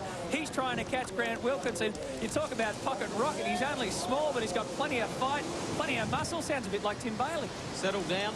Here's Josh Blair. He's doing the chasing now. He'll get out through the break a little easier than Wilco. He's giving Wilkinson Josh Blair a little bit of height. There is a little bit more white water around them we've seen all day, and the waves are starting, even though they're small, they're playing a role. They're turning the cans and picking them up straight away. As you can see now, it's also not a picnic getting back out again. Sure is, and I don't think the biggest danger to Wilco will come in this swim leg, unless he's unlucky in the wave area. I think it will come in the next board leg, Leachy, because I think these guys are pretty evenly matched in the swim, but Blair, definitely one of the best board paddlers in the field. Well, Joshua Blair showed in the quarterfinals that his board leg was very, very strong with the ski and board in that last race he had the race won after that, so certainly you would think he is catching on Wilkinson in the swim, but certainly he will do that again in the board. So Wilco needs to get to the beach in front of Joshua Blair to give himself any chance. There's nothing wrong with his swimming. Grant Wilkinson, his father knows a bit about it. He is a swim coach on the Australian Olympic team, so he comes from good stock, Wilco, and I think he'll hold Blair off in the swim leg. It'll come down to see who is chairman of the board, who wants to get into this semi-final the most. Grant Wilkinson has had a highest place of 4th. He got that at Portsea last year, so he has been in this company before. He loves a big surf. He's a great big surf man. He's got none of that here today. But if there's any sort of a wave here, Wilco will go for it. Now, here's the little swell that's going to come up underneath Josh Blair, and it's going to break perfectly for Blair, I think. Oh, no, it's just going to fill up. Wilco could perhaps get this. If Wilco pulls this, oh, he has. This will really make an enormous difference. This is a little wave that he wanted. It's taken him out to a distance that I think will probably be enough to win it from here, Matt. Well, as you saw, Grant Wilkinson could manage to take that all the way into the beach, unlike the previous races where they had to porpoise about 20-25 metres out. But I've got to say the difference has been in every race the turn at the last can. Whoever seems to be in front can get the best runs. Maybe that'll happen for Josh Blair if he can keep in touch. Well, Josh Blair is going to have to catch him on the way out. He's going to have to get up to his tail if he's got any chance of doing it. Wilkinson, he's seeded only 20th into this event. He would, if he wins this, he goes into the final 4, and it will be just a phenomenal effort from him. He's got his head down. This is match racing at its absolute best. Wouldn't Wilco love to get through? A really great guy from the Allura Surf Club and in Sydney. And Blair has caught him already. We said that. Blair has caught him already, and Leachy, he's now ready to pounce. Well, Blair will try to sprint on the inside going into that first can, I would think, to give himself the run around the can. Now, let's see if he does that. He's still sitting behind. If he's going to do it, he's going to have to do it any second now. There he goes. Here he goes. If he gets on the inside, could be the winning break, because it means he'll get the first go at the runs. Wilco has to cut him off now. Wilco's got to get, and he's trying to cut him off, but he's conceded. He had to concede. He had to concede. Oh, there'll be some interference there, but I think it was all legal. They pushed each other with their elbows. Wilkinson, quite rightfully so, tried to stop Blair from coming on the inside, but Blair had the position. He was more than half a length up on him, and now you watch this. He'll turn the can in front, and he'll go for it. And as Leachy said, that was the race-winning move, was when he moved up on the inside coming into the can. Match racing at its best. Josh Blair, eyes on the finish line now. Wilkinson's dropped this wave, and Blair has won the quarterfinal. Blair will take this right through unless his wave dies out, and this will get him right through. So that was the move that did it for him, and Josh Blair, the 19-year-old, has won it. And Wilkinson will be desperately unhappy and desperately disappointed.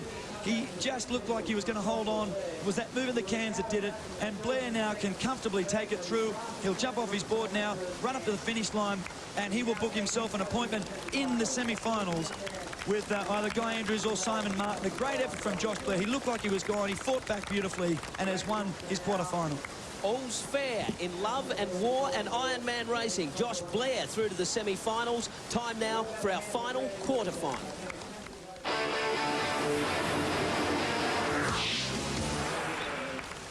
So, Josh Blair will race the winner of this final. Simon Martin seeded 5th, Guy Andrews seeded 2nd. Here we have a contrast. Simon Martin is a lifter, Guy Andrews isn't. Yes, and huge difference in the size between them. Guy Andrews, we said before, at 5'8". If you've just joined us, the guy on his right, Simon Martin, is almost 6'5". So a massive difference between the two.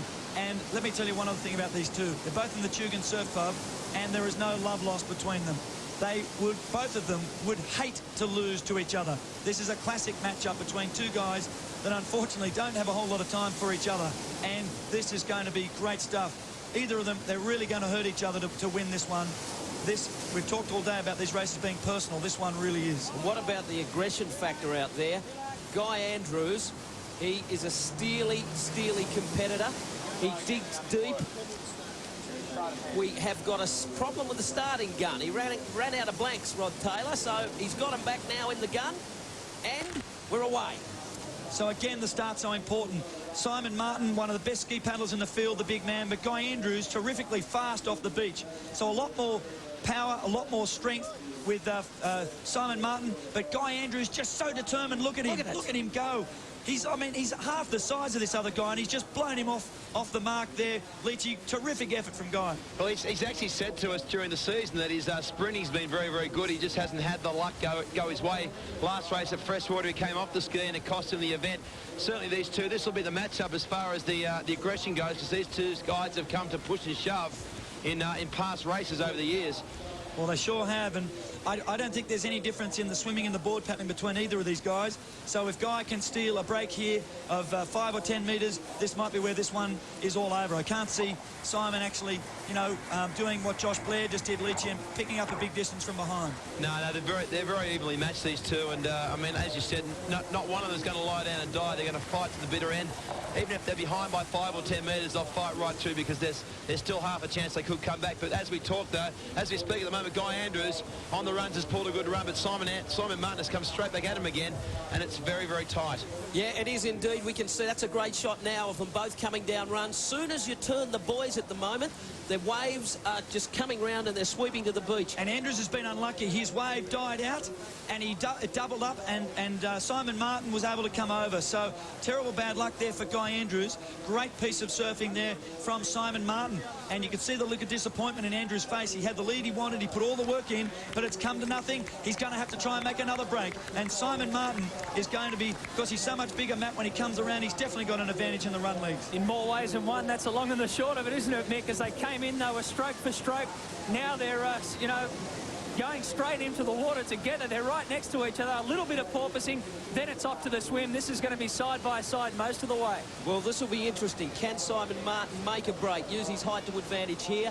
Guy Andrews doing really well on the porpoise, right alongside. He goes past him. Fantastic. Great surf skills in the whitewater from Guy Andrews. He wants to win. You can see that. He's throwing everything at him. This is a dead-set dogfight between these two. There is no doubt about it. What happened then was when Simon Martin was swimming, Andrews was able to keep porpoising and pull past him. Then Simon Martin started porpoising again. And look at Andrews climbing all over the top of him. Watch Andrews the boys. The boy turn is going to be terrific, the best you'll see. Andrews won't give an inch, and neither will Martin. Oh, Andrews coming right underneath, and he got caught on it. So now he's that length behind. Andrews going the inside again. He won't give up. They are all over each other. They are all over each other. Neither of them wants to lose this one. This is dead set personal. Andrews now going down the side. Martin's got a wave. No, he's just dropped off the back. That could have been the winning wave if he was able to get it. Andrews is going for this little one. He's just dropped off the back. So the two of them just really fighting all the way. It's an arm wrestle, isn't it? You can see it out there. The aggression, the tightness, the nerves, it's all there. It's like watching a couple of sluggers have a go in the ring as the wave builds right on the shoreline now. Also, massive prize money at stake here, right across the series. Guy Andrews, very unlucky at Freshwater, went out early, and he needs to get in the top 2 or 3 or 4 to give himself a chance of retaining his title. He is starting to come past Simon Martin, and Andrews has got a little wave. That could make a big difference. Watch him get up and run now. Matt White, as he comes past you, that's a little couple of metres he needs, and look at him go. It's only about 3 or 4 metres of difference. Let's throw the canvas down and let these guys slug it out for the rest. They're going to go into the board side by side. This is all the way. Great stuff. Mighty Whitey's boxing tent as we head back into the break here. Guy Andrews trying to make a little break. Oh, and Martin's been hit by a wave. It just broke over the top of him a little bit, and he lost his forward momentum. And Andrews has been able to steal about 4 or 5 metres, and he's going to go on with it, I think, from here. Leachy, this is one of the best individual Ironman races I've ever seen. Well, I tell you what, it's the format that does it, isn't it? When you match up guys like these and you have race after race, you've got to have some good ones, and this one's one of the best ones, and this format is here to stay. Oh, he's pinched a bit of a break, Guy, there, hasn't he? Yep. Yeah, he certainly has. He's got about 6 board lengths now, and he's just rating so high. He looks very, very keen and very, very focused. I mean, he always does when he races, but certainly this weekend in particular, he looks even more focused than usual. I spoke to Guy Andrews during the week. He was saying he was incredibly disappointed when he was a lot of bad luck. He got knocked out early in the freshwater event. He told me that people are going to have to carry him off if they want to beat him. To go past him, they're going to have to tear his arms off. And we've seen that, and we've already seen it. He is just an animal out there. He does not want to lose, and my God, the next person who races him is going to have a terrible trouble getting past him, and that's Grant Wilkinson. And look at Andrews go now, absolutely sprinting. He is at 100% sprint pace. He's sucking the oxygen in. He'd be hurting like anything. Look at the pace. He's rating it about, look at the sprint. He's going about 75, 80 strokes a minute, and he's opened up about a 20-metre lead. And Simon Martin's got a wave here. Martin's got a wave. Andrews has to pull this little one in front. If he doesn't get it, Martin will catch him. Andrews has got it. Andrews has got, he's dropped off the back, but so also has Martin. So that could have been the turning point. Whoa, that was very close. Oh. Andrews now will hold this little one. Oh, the nose went under there for a second. Simon Martin right behind him. Simon Martin right behind him then, and Martin still has a chance. Now Andrews has got his legs out and he's got it. The legs are up, and Andrews will come through, and he'll win this by the smallest of margins. One of the best Ironman races I've ever seen. Guy Andrews, terrific gutsy performance, and so look at him, look at the look on his face. And Simon Martin, he never gave it up. Guy Andrews, pumped up, aggressive, plenty of action on the other side of the break. Semi-final action, don't go away. This is the Uncle Toby Super Series.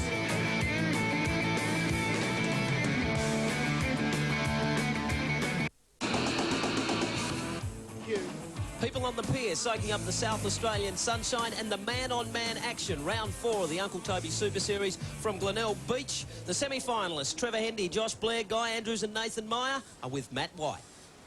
The final 4 remain. It's down to the semi-finals now, and being the luxury of the top seed left, Guy Andrews gets to pick who he's going to race in the semi-finals. This is a new innovation. Tell us who it is between Trevor Hendy, Nathan Meyer and Josh Blair. I don't know if it's a privilege or not.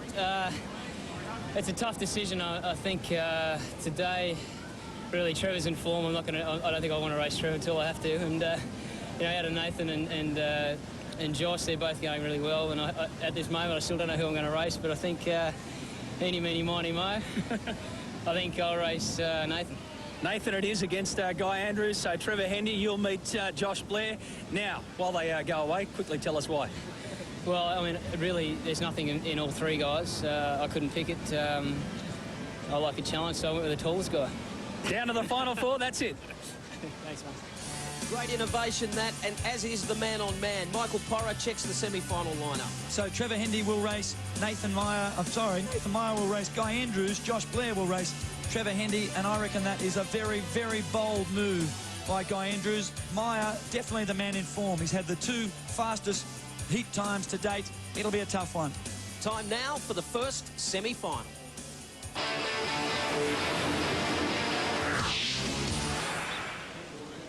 There he is, Guy Andrews made his mind up. He picked Nathan Meyer. This is man on man. This is dog eat dog. There are no prisoners taken. There is no second prize. A spot in the final awaits, and it's on.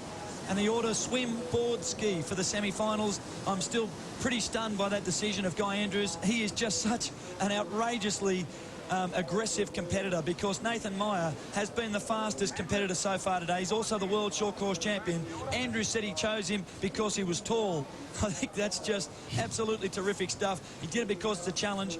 If he was really looking at the seeds and the form, he probably would have chosen Josh Blair, but instead he doesn't care about that. He just wants to get out there and race Nathan Meyer. Leachy, unbelievable decision that. Yeah, I would have thought he might have taken Joshua Blair as first choice, maybe Trevor as second, but Nathan Meyer, well, that would have been my last choice, and he's taken him. So good luck to him. We'll see what happens. He has taken on the world champion Ironman, Nathan Meyer. So work that one out, folks. It is a great innovation, though, where the top seed gets to choose who they race, as is the man-on-man format, and it is proving a winner. Nathan Meyer, though, giving a bit of cheek out in front. Guy Andrews. And look at the set of waves coming.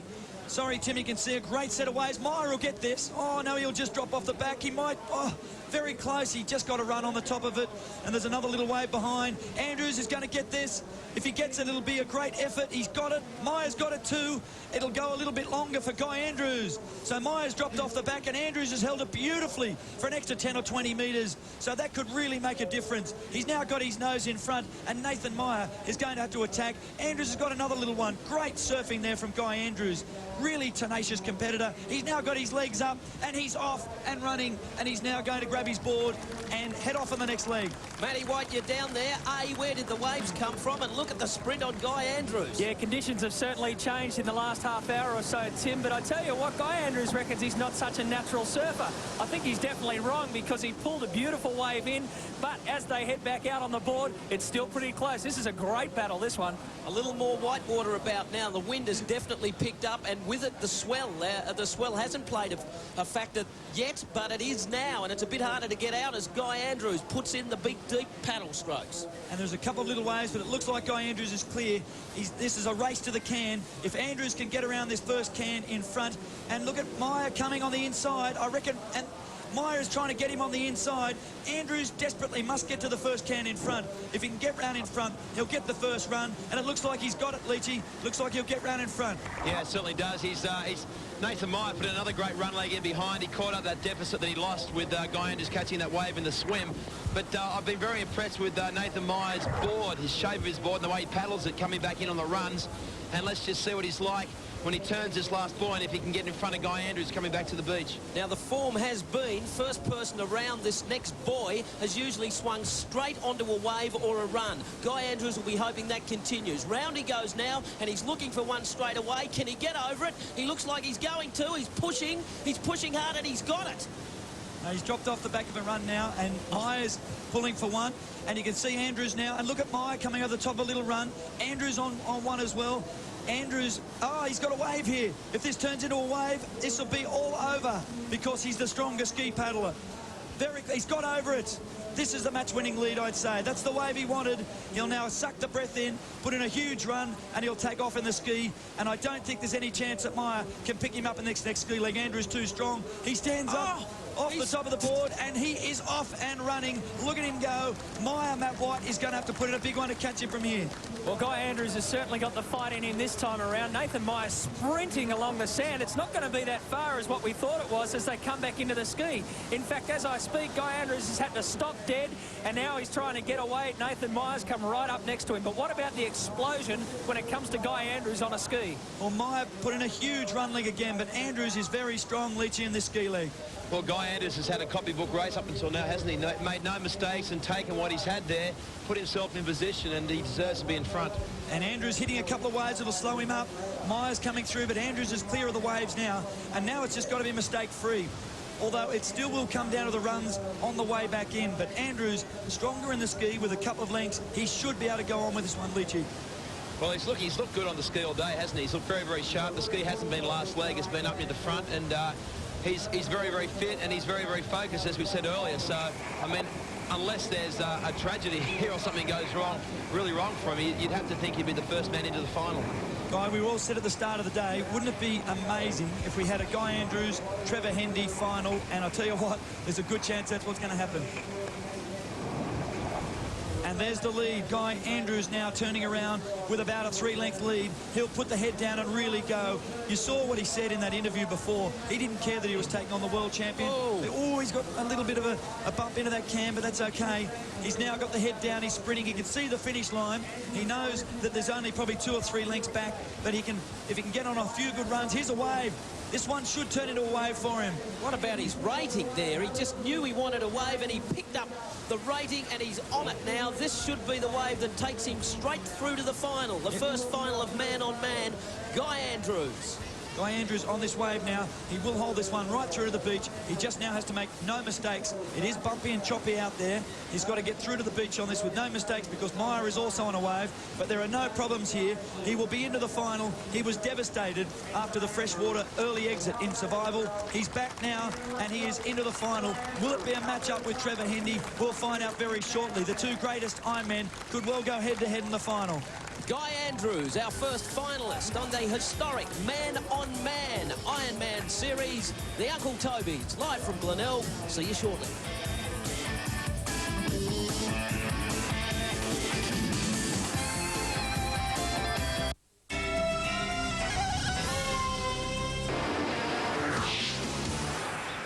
Semi-final number 2, Joshua Blair on your left of screen v the King, Trevor Hendy. He's back. Don't worry about that. We await the starter's gun and they await a battle to see who will take on Guy Andrews in the final of man-on-man. And a great effort from Josh Blair to make it through. He was only seeded 10th coming into this. Trevor Hendy seeded 7th coming into this race, so the 7th and 10th seeds have made it into the semi-finals. Josh Blair, 19 years of age, from Swansea Belmont Surf Club, running equal 4th in the series overall today, and we're really one of the young guns. His highest place ever is a 2nd, which he achieved last year in the last race at North Wollongong. He's a very strong swimmer. This is Trevor's weak leg. Trevor will, I would think, will move across and maybe get on his feet and try and stay on his feet, because if Trevor's within striking distance going into the craft, he should win. Josh has to try and win this race right now. Yeah. Josh Blair really wants to try and space Trevor Hendy here. He is better on the craft, Trevor Hendy. Guy Leach, action round the boys there. Yeah, it's very, very tight. Joshua had the inside running there. This combination of disciplines in this race certainly suits Trevor Hendy, because swim first when he's fresh, he's really good. He's still strong, and certainly with ski at the end. With his best leg, and with the runs coming home, you'd have to think that he'd be favoured for this one. They're climbing all over each other, and as the waves, they rear up at the back of screen there. Trevor Hendy might be able to pull back on this. Both boys in good spots. They can't get it, though. The little one behind now. Josh has got this on the left, I think, and Trevor might be in a bad position here. Josh Blair's got a little run out of it. Not enough to take it through, but certainly to give him a couple of lengths. Trevor has a look up, sees where he is. Fantastic man-on-man racing. Nothing in it between these two. Josh Blair has about 2 lengths. He's going to need more than that going into the board and ski. He's only 19 years of age. And look at Hendy come over the top of that. He's just dropped off the back now, and Josh has got a little lead, but Hendy's going to come right up next to him, Matt White. This is going to be very close. Talk about man-on-man. They're right over the top of each other throughout the duration of that swim. It's so different down here now. What used to be a chop is now actually waves breaking. So when they head back out, they're looking at a washing machine right in front of them, side by side. It's the King and young Josh Blair. And I think the King would be pretty happy with that swim leg. I think if you'd have said to him before that he'd be that close to Josh Blair after it, he'd take it. Now he goes into the driver's seat. This is where he'll make his break. Well, I think Josh Blair, I think Josh Blair is just about the best board tailor in the field, and he's the guy that'll probably do the running here. I don't think Trevor will try and lose him here, except maybe on the runs. But Guy Leach, you would expect that if Trevor is with him at the end of this board leg, it'll probably be all over. So Josh Blair has to try and do something in this board leg. Well, Trevor knows if he sits the inside into this lead, this first can on the turn here on the board can, that he'll be in a good position. He'll go around the cans in first place, and he'll get first run at the board chop. So certainly he's doing that at the moment. Joshua Blair's trying not to give him any room whatsoever, but Trevor gets the inside there around the can. And good he's in strategic racing. Great strategic racing from Trevor Hendy there. Took the inside line. He's got his nose in front. This next boy, he'll go around and he'll try and swing onto a run. He'll turn now, and this is where he hopes to pull one, and he goes for it and just falls off the back. I thought, again, a major blunder from Josh Blair laying down, coming around those cans. It really did cost him, but he's got a little run here now. And see if Blair can pull over the top. He's sprinting on top. Hendy won't get it. Blair's got it, I think. No, he's just dropped off the back, has he? He's still on the top of this little run. He's opening up a bit of a break. Blair right of screen, still pushing on this. Hendy's got a wave left of screen. This should be a little break, not much, but a little break to Josh Blair. He's a long way off the mark, though. He's got to come right back across to the drink station for him to come through. And by the time they hit the beach, I'd say Hendy will be level with him. Josh Blair, there it is. In fact, Hendy is closer to the mark, and Hendy, Matt White, will come through in front. Level pegging. We've seen Trevor Hendy do some freakish things on waves, but that time he just took it cool and took it calm, and he was able to sit right back on his Malibu and suck in the oxygen as he heads back out to the ski. This is still pretty tight, though. Now, this is his discipline, though, bearing in mind, folks, that he almost made the Australian kayaking team. He's by far the strongest ski paddler, and Josh Blair, I think, would be in some trouble now, Mick. It's all over. This one is all over. Hendy is in the final, there's no doubt about it. Blair showed his inexperience when he jumped on the ski. The ski ended up pointing down the beach, and he had to put his left rudder on Leachy to turn it back around. Hendy was straight on, and that was the difference. Well, you're up against a guy who's been racing for a long, long time, and he's been in all the major races. He's won all the major races. He doesn't panic. Trevor doesn't make many mistakes in a race either, and you've seen right out here then on the board turn, especially when he got the inside and came in, that was the winning move that set it up for Trevor. Leachy, put you on the spot now. It does look like, unless this man can pull away from way up the back, it does look like it will be a Guy Andrews, Trevor Hendy final. It's a dream come true. Mate, who would you say out of the two? Very hard to pick, obviously, but I'm going to put you on the spot. Look, I think that Guy Andrews is going to have a little bit more rest. But certainly I think it's great for the sport. If Trevor Hendy can come back and win today, I think it's something that the sport needs, and it needs Trevor Hendy back there in front, and he's in great form. So let's say Trevor Hendy. Okay, Hendy now around the turning can, and look at the big man go. He just looks so smooth. This is the guy that hopes to make it to the 2000 Olympics in the sport of kayaking, and he's showing those kind of skills right now. He will take this run. He's under now through to the beach, and look at the gap now. In this sort of racing, 6 minutes, he's opened up about a 40 or 50 metre gap over Josh Blair. And understand, Josh Blair is no slouch. He's one of the greatest ever junior Ironman. In fact, he has the best record of any junior Ironman in history, winning 3 under-18 titles or 3 junior titles.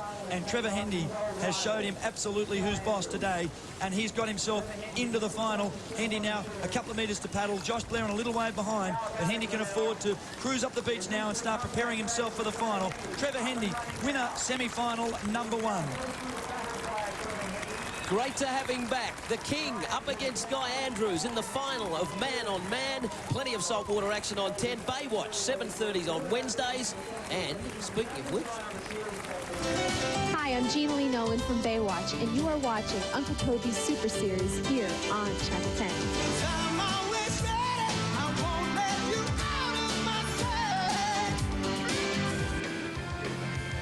Big crowd in at Glenelg, taking every vantage point, probably in excess of 10,000 people, all awaiting the big final, a promoter's dream. Trevor Hendy v Guy Andrews, but first, this is third versus fourth.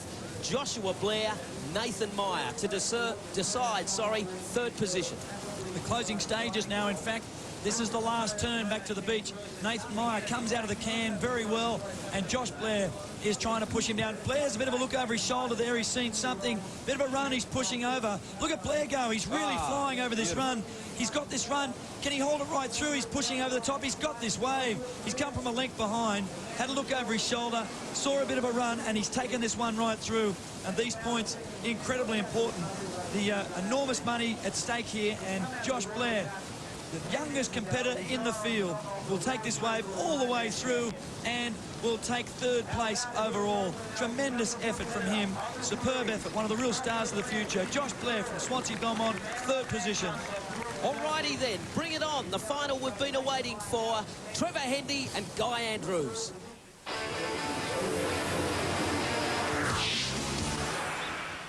Two of the biggest names in the sport. Trevor Hendy, the King, is back, and Guy Andrews. What a final. As we said, a promoter's dream.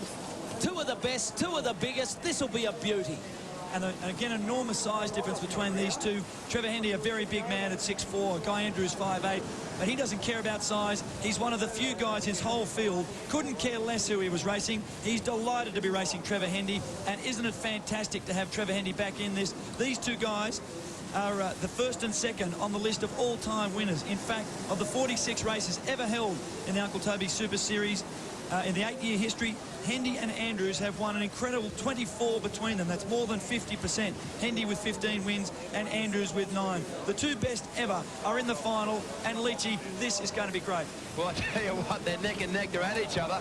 And Guy has got the inside of the boy turn here, but Trevor's giving him no room whatsoever, and it is like just inches in this race. So Andrews, very good move there from him, Guy. He was able to get on that inside and get about a length. Could be important in the scheme of things. Well, certainly. Oh, there's a wave broken on the can. And they both got it. They both got it. Trevor Hendy's got it and Andrews got it. That's Hendy on the left. He's taken it further. Look at the skills of Hendy. Oh, fantastic. He's got that wave from the can. That was incredible. He's actually got it as he turned, and he headed across to the left on it to get it a bit further, and he's now got another wave here. This could be the gap that he's looking for to take it through.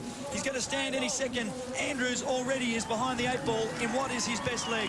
Dialer wave is back. Trevor Hendy, don't worry about him. What sort of sparkling surf form was that, Matty White? Trevor Hendy's back in form, all right. You're looking at probably the best form we've seen in a good couple of years. He looks terrific. His form's terrific, and he's certainly determined to take out this one. Isn't it fantastic to see these two guys back together? You know, Guy Andrews said it used to be the changing of the guard. It's time to change the guard back.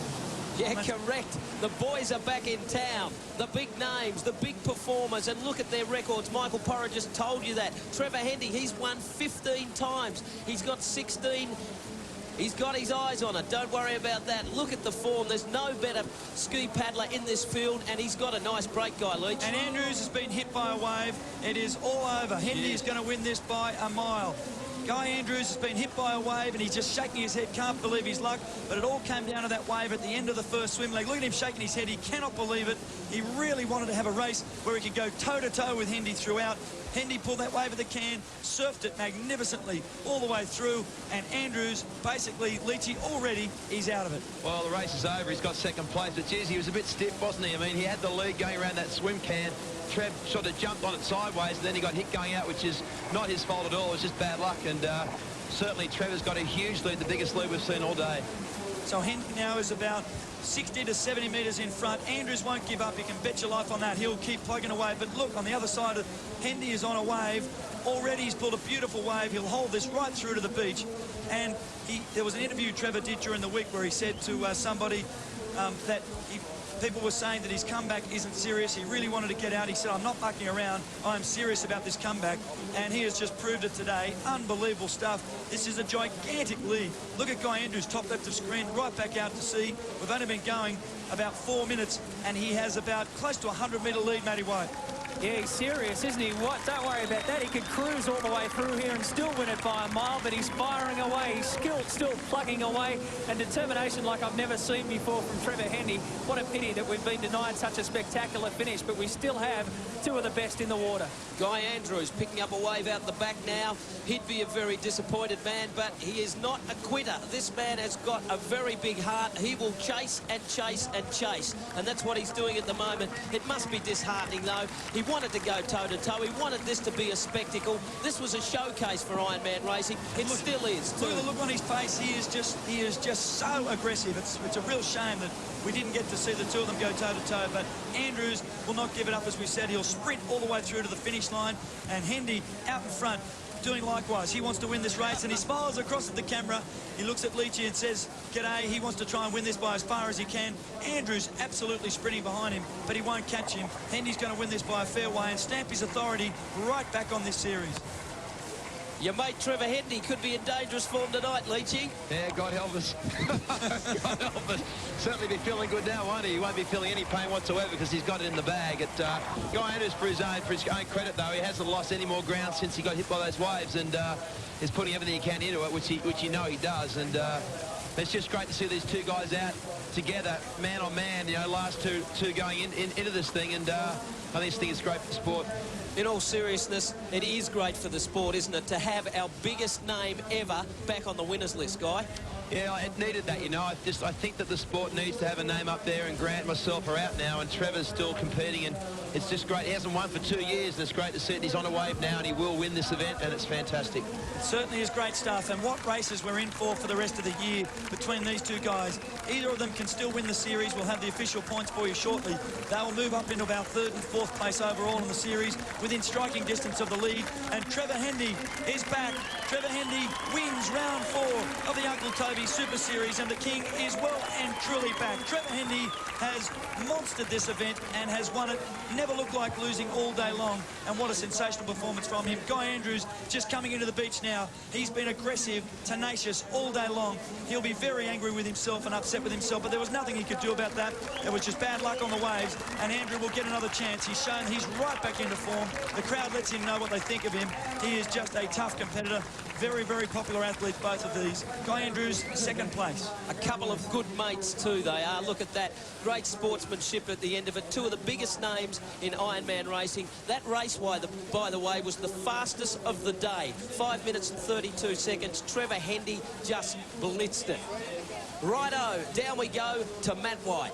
Trevor Hendy's back in business after a couple of years. Tell us what it means to you to get another win under your belt. Well, it's great, you know, to be back in there, and Guy and I were just stoked to be racing each other at the end there, and the guard's changed. It's a new guard. The old guard are back, so you know, it's great to be back in there. It's great to race the boys again, and this course obviously suited me, and it's just good to be in form. You said to me a while ago that round 4 was about the time that you'd start to hit your peak. You're spot on. Gee, you know your body well, don't you? Yeah, well, actually at the start, when we came back from LA, I knew exactly what it was going to be.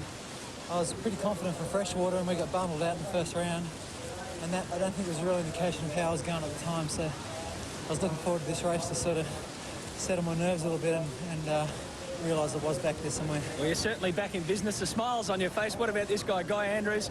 I know that you wanted to go toe-to-toe with Trevor. You were as excited as everyone else about this race, but just bad luck. You got smashed. Yeah, I got smashed in the ski. I wasn't really out of it there. It was only a wave in it, and one landed in my lap, and that was the end of it. But, you know, I just kept going hard, and, you know, it could have been the other way around. All those years ago. Body waver in the can. Yeah, I know. Get on it. I just got around the can. All those years ago when you guys were going toe-to-toe and hammer to hammer, now it's back again. You had to watch the young guys come through for a few events. What's it like to have that back again? Well, as I said, for the last 4 weeks, you know, the changing of the guards, sure. But, you know, the guards get to go home, have a shower and have dinner and come back again, don't they? Celebrate it, guys. It's fantastic to have you back. Thank you. Thanks a lot. Thank you, Matty White. Consummate Ironman professionals. Guy Andrews and Trevor Hendy. Lovely to have Mr. Hendy back on the podium. More Ironman action after this commercial break.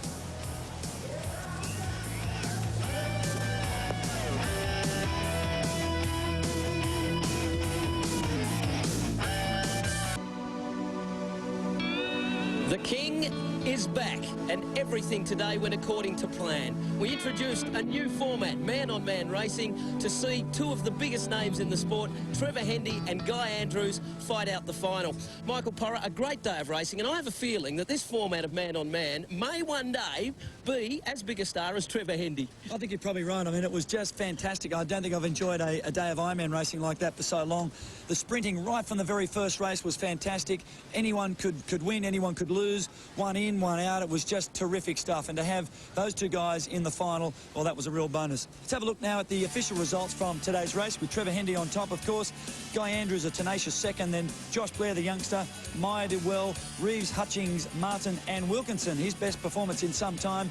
Stephen King there, down through to 15th with Philip Clayton. He'll be back from that shortly when he gets over his illness. Then 17th through to 24th with Jimmy Worthington. 25th is Scott Thompson. Very disappointing for him, down to 31st, and Matthew Bauman. Thank you, Michael. That takes care of all today's results, but we have the series points to check out. Walk us through those. On top, Kane Husner. He's the first person this season to retain the yellow jersey. He's done that. Josh Blair moves into 2nd position. What an effort. Then Scott Reeves, Steve Pullen, Philip Clayton. Hendy moves up to 6th. Meyer moves up to 7th. 8th place, Corey Hutchings. Andrews has now moved to 9th, but these points very, very close. Anyone in the top 15 can win. Cowdery there in 14th. Simon Martin in 15th through to Reeves in 21st. We then have Thompson back in 22nd place through to Wesberg in 28th. And lastly, we have Clint Robinson, who has yet to line up this season. We're hoping to see him a little later on. Thanks, Michael, for a great day. Now, if you like saltwater excitement on your television, you are on the right channel. Network 10 now. Devondale, Iron Women, the highlights show. Round 4 from Glenelg in South Australia. It's on your telly Saturday, the 21st of December from 2 p.m. Round 4 of the Uncle Toby Super Series, the highlights show from Glenelg, Saturday, the 21st of December from 2:30 also, and that includes all the great surfboat action. Our next event, though, is round 5 of the triple sprint from Piha Beach, New Zealand. We go OS Sunday, the 22nd of December, 2:30 till 5. Thanks to all the people of Glenelg and the Stamford Grand Hotel. On behalf of Channel 10, I'm Tim Bailey. Good afternoon.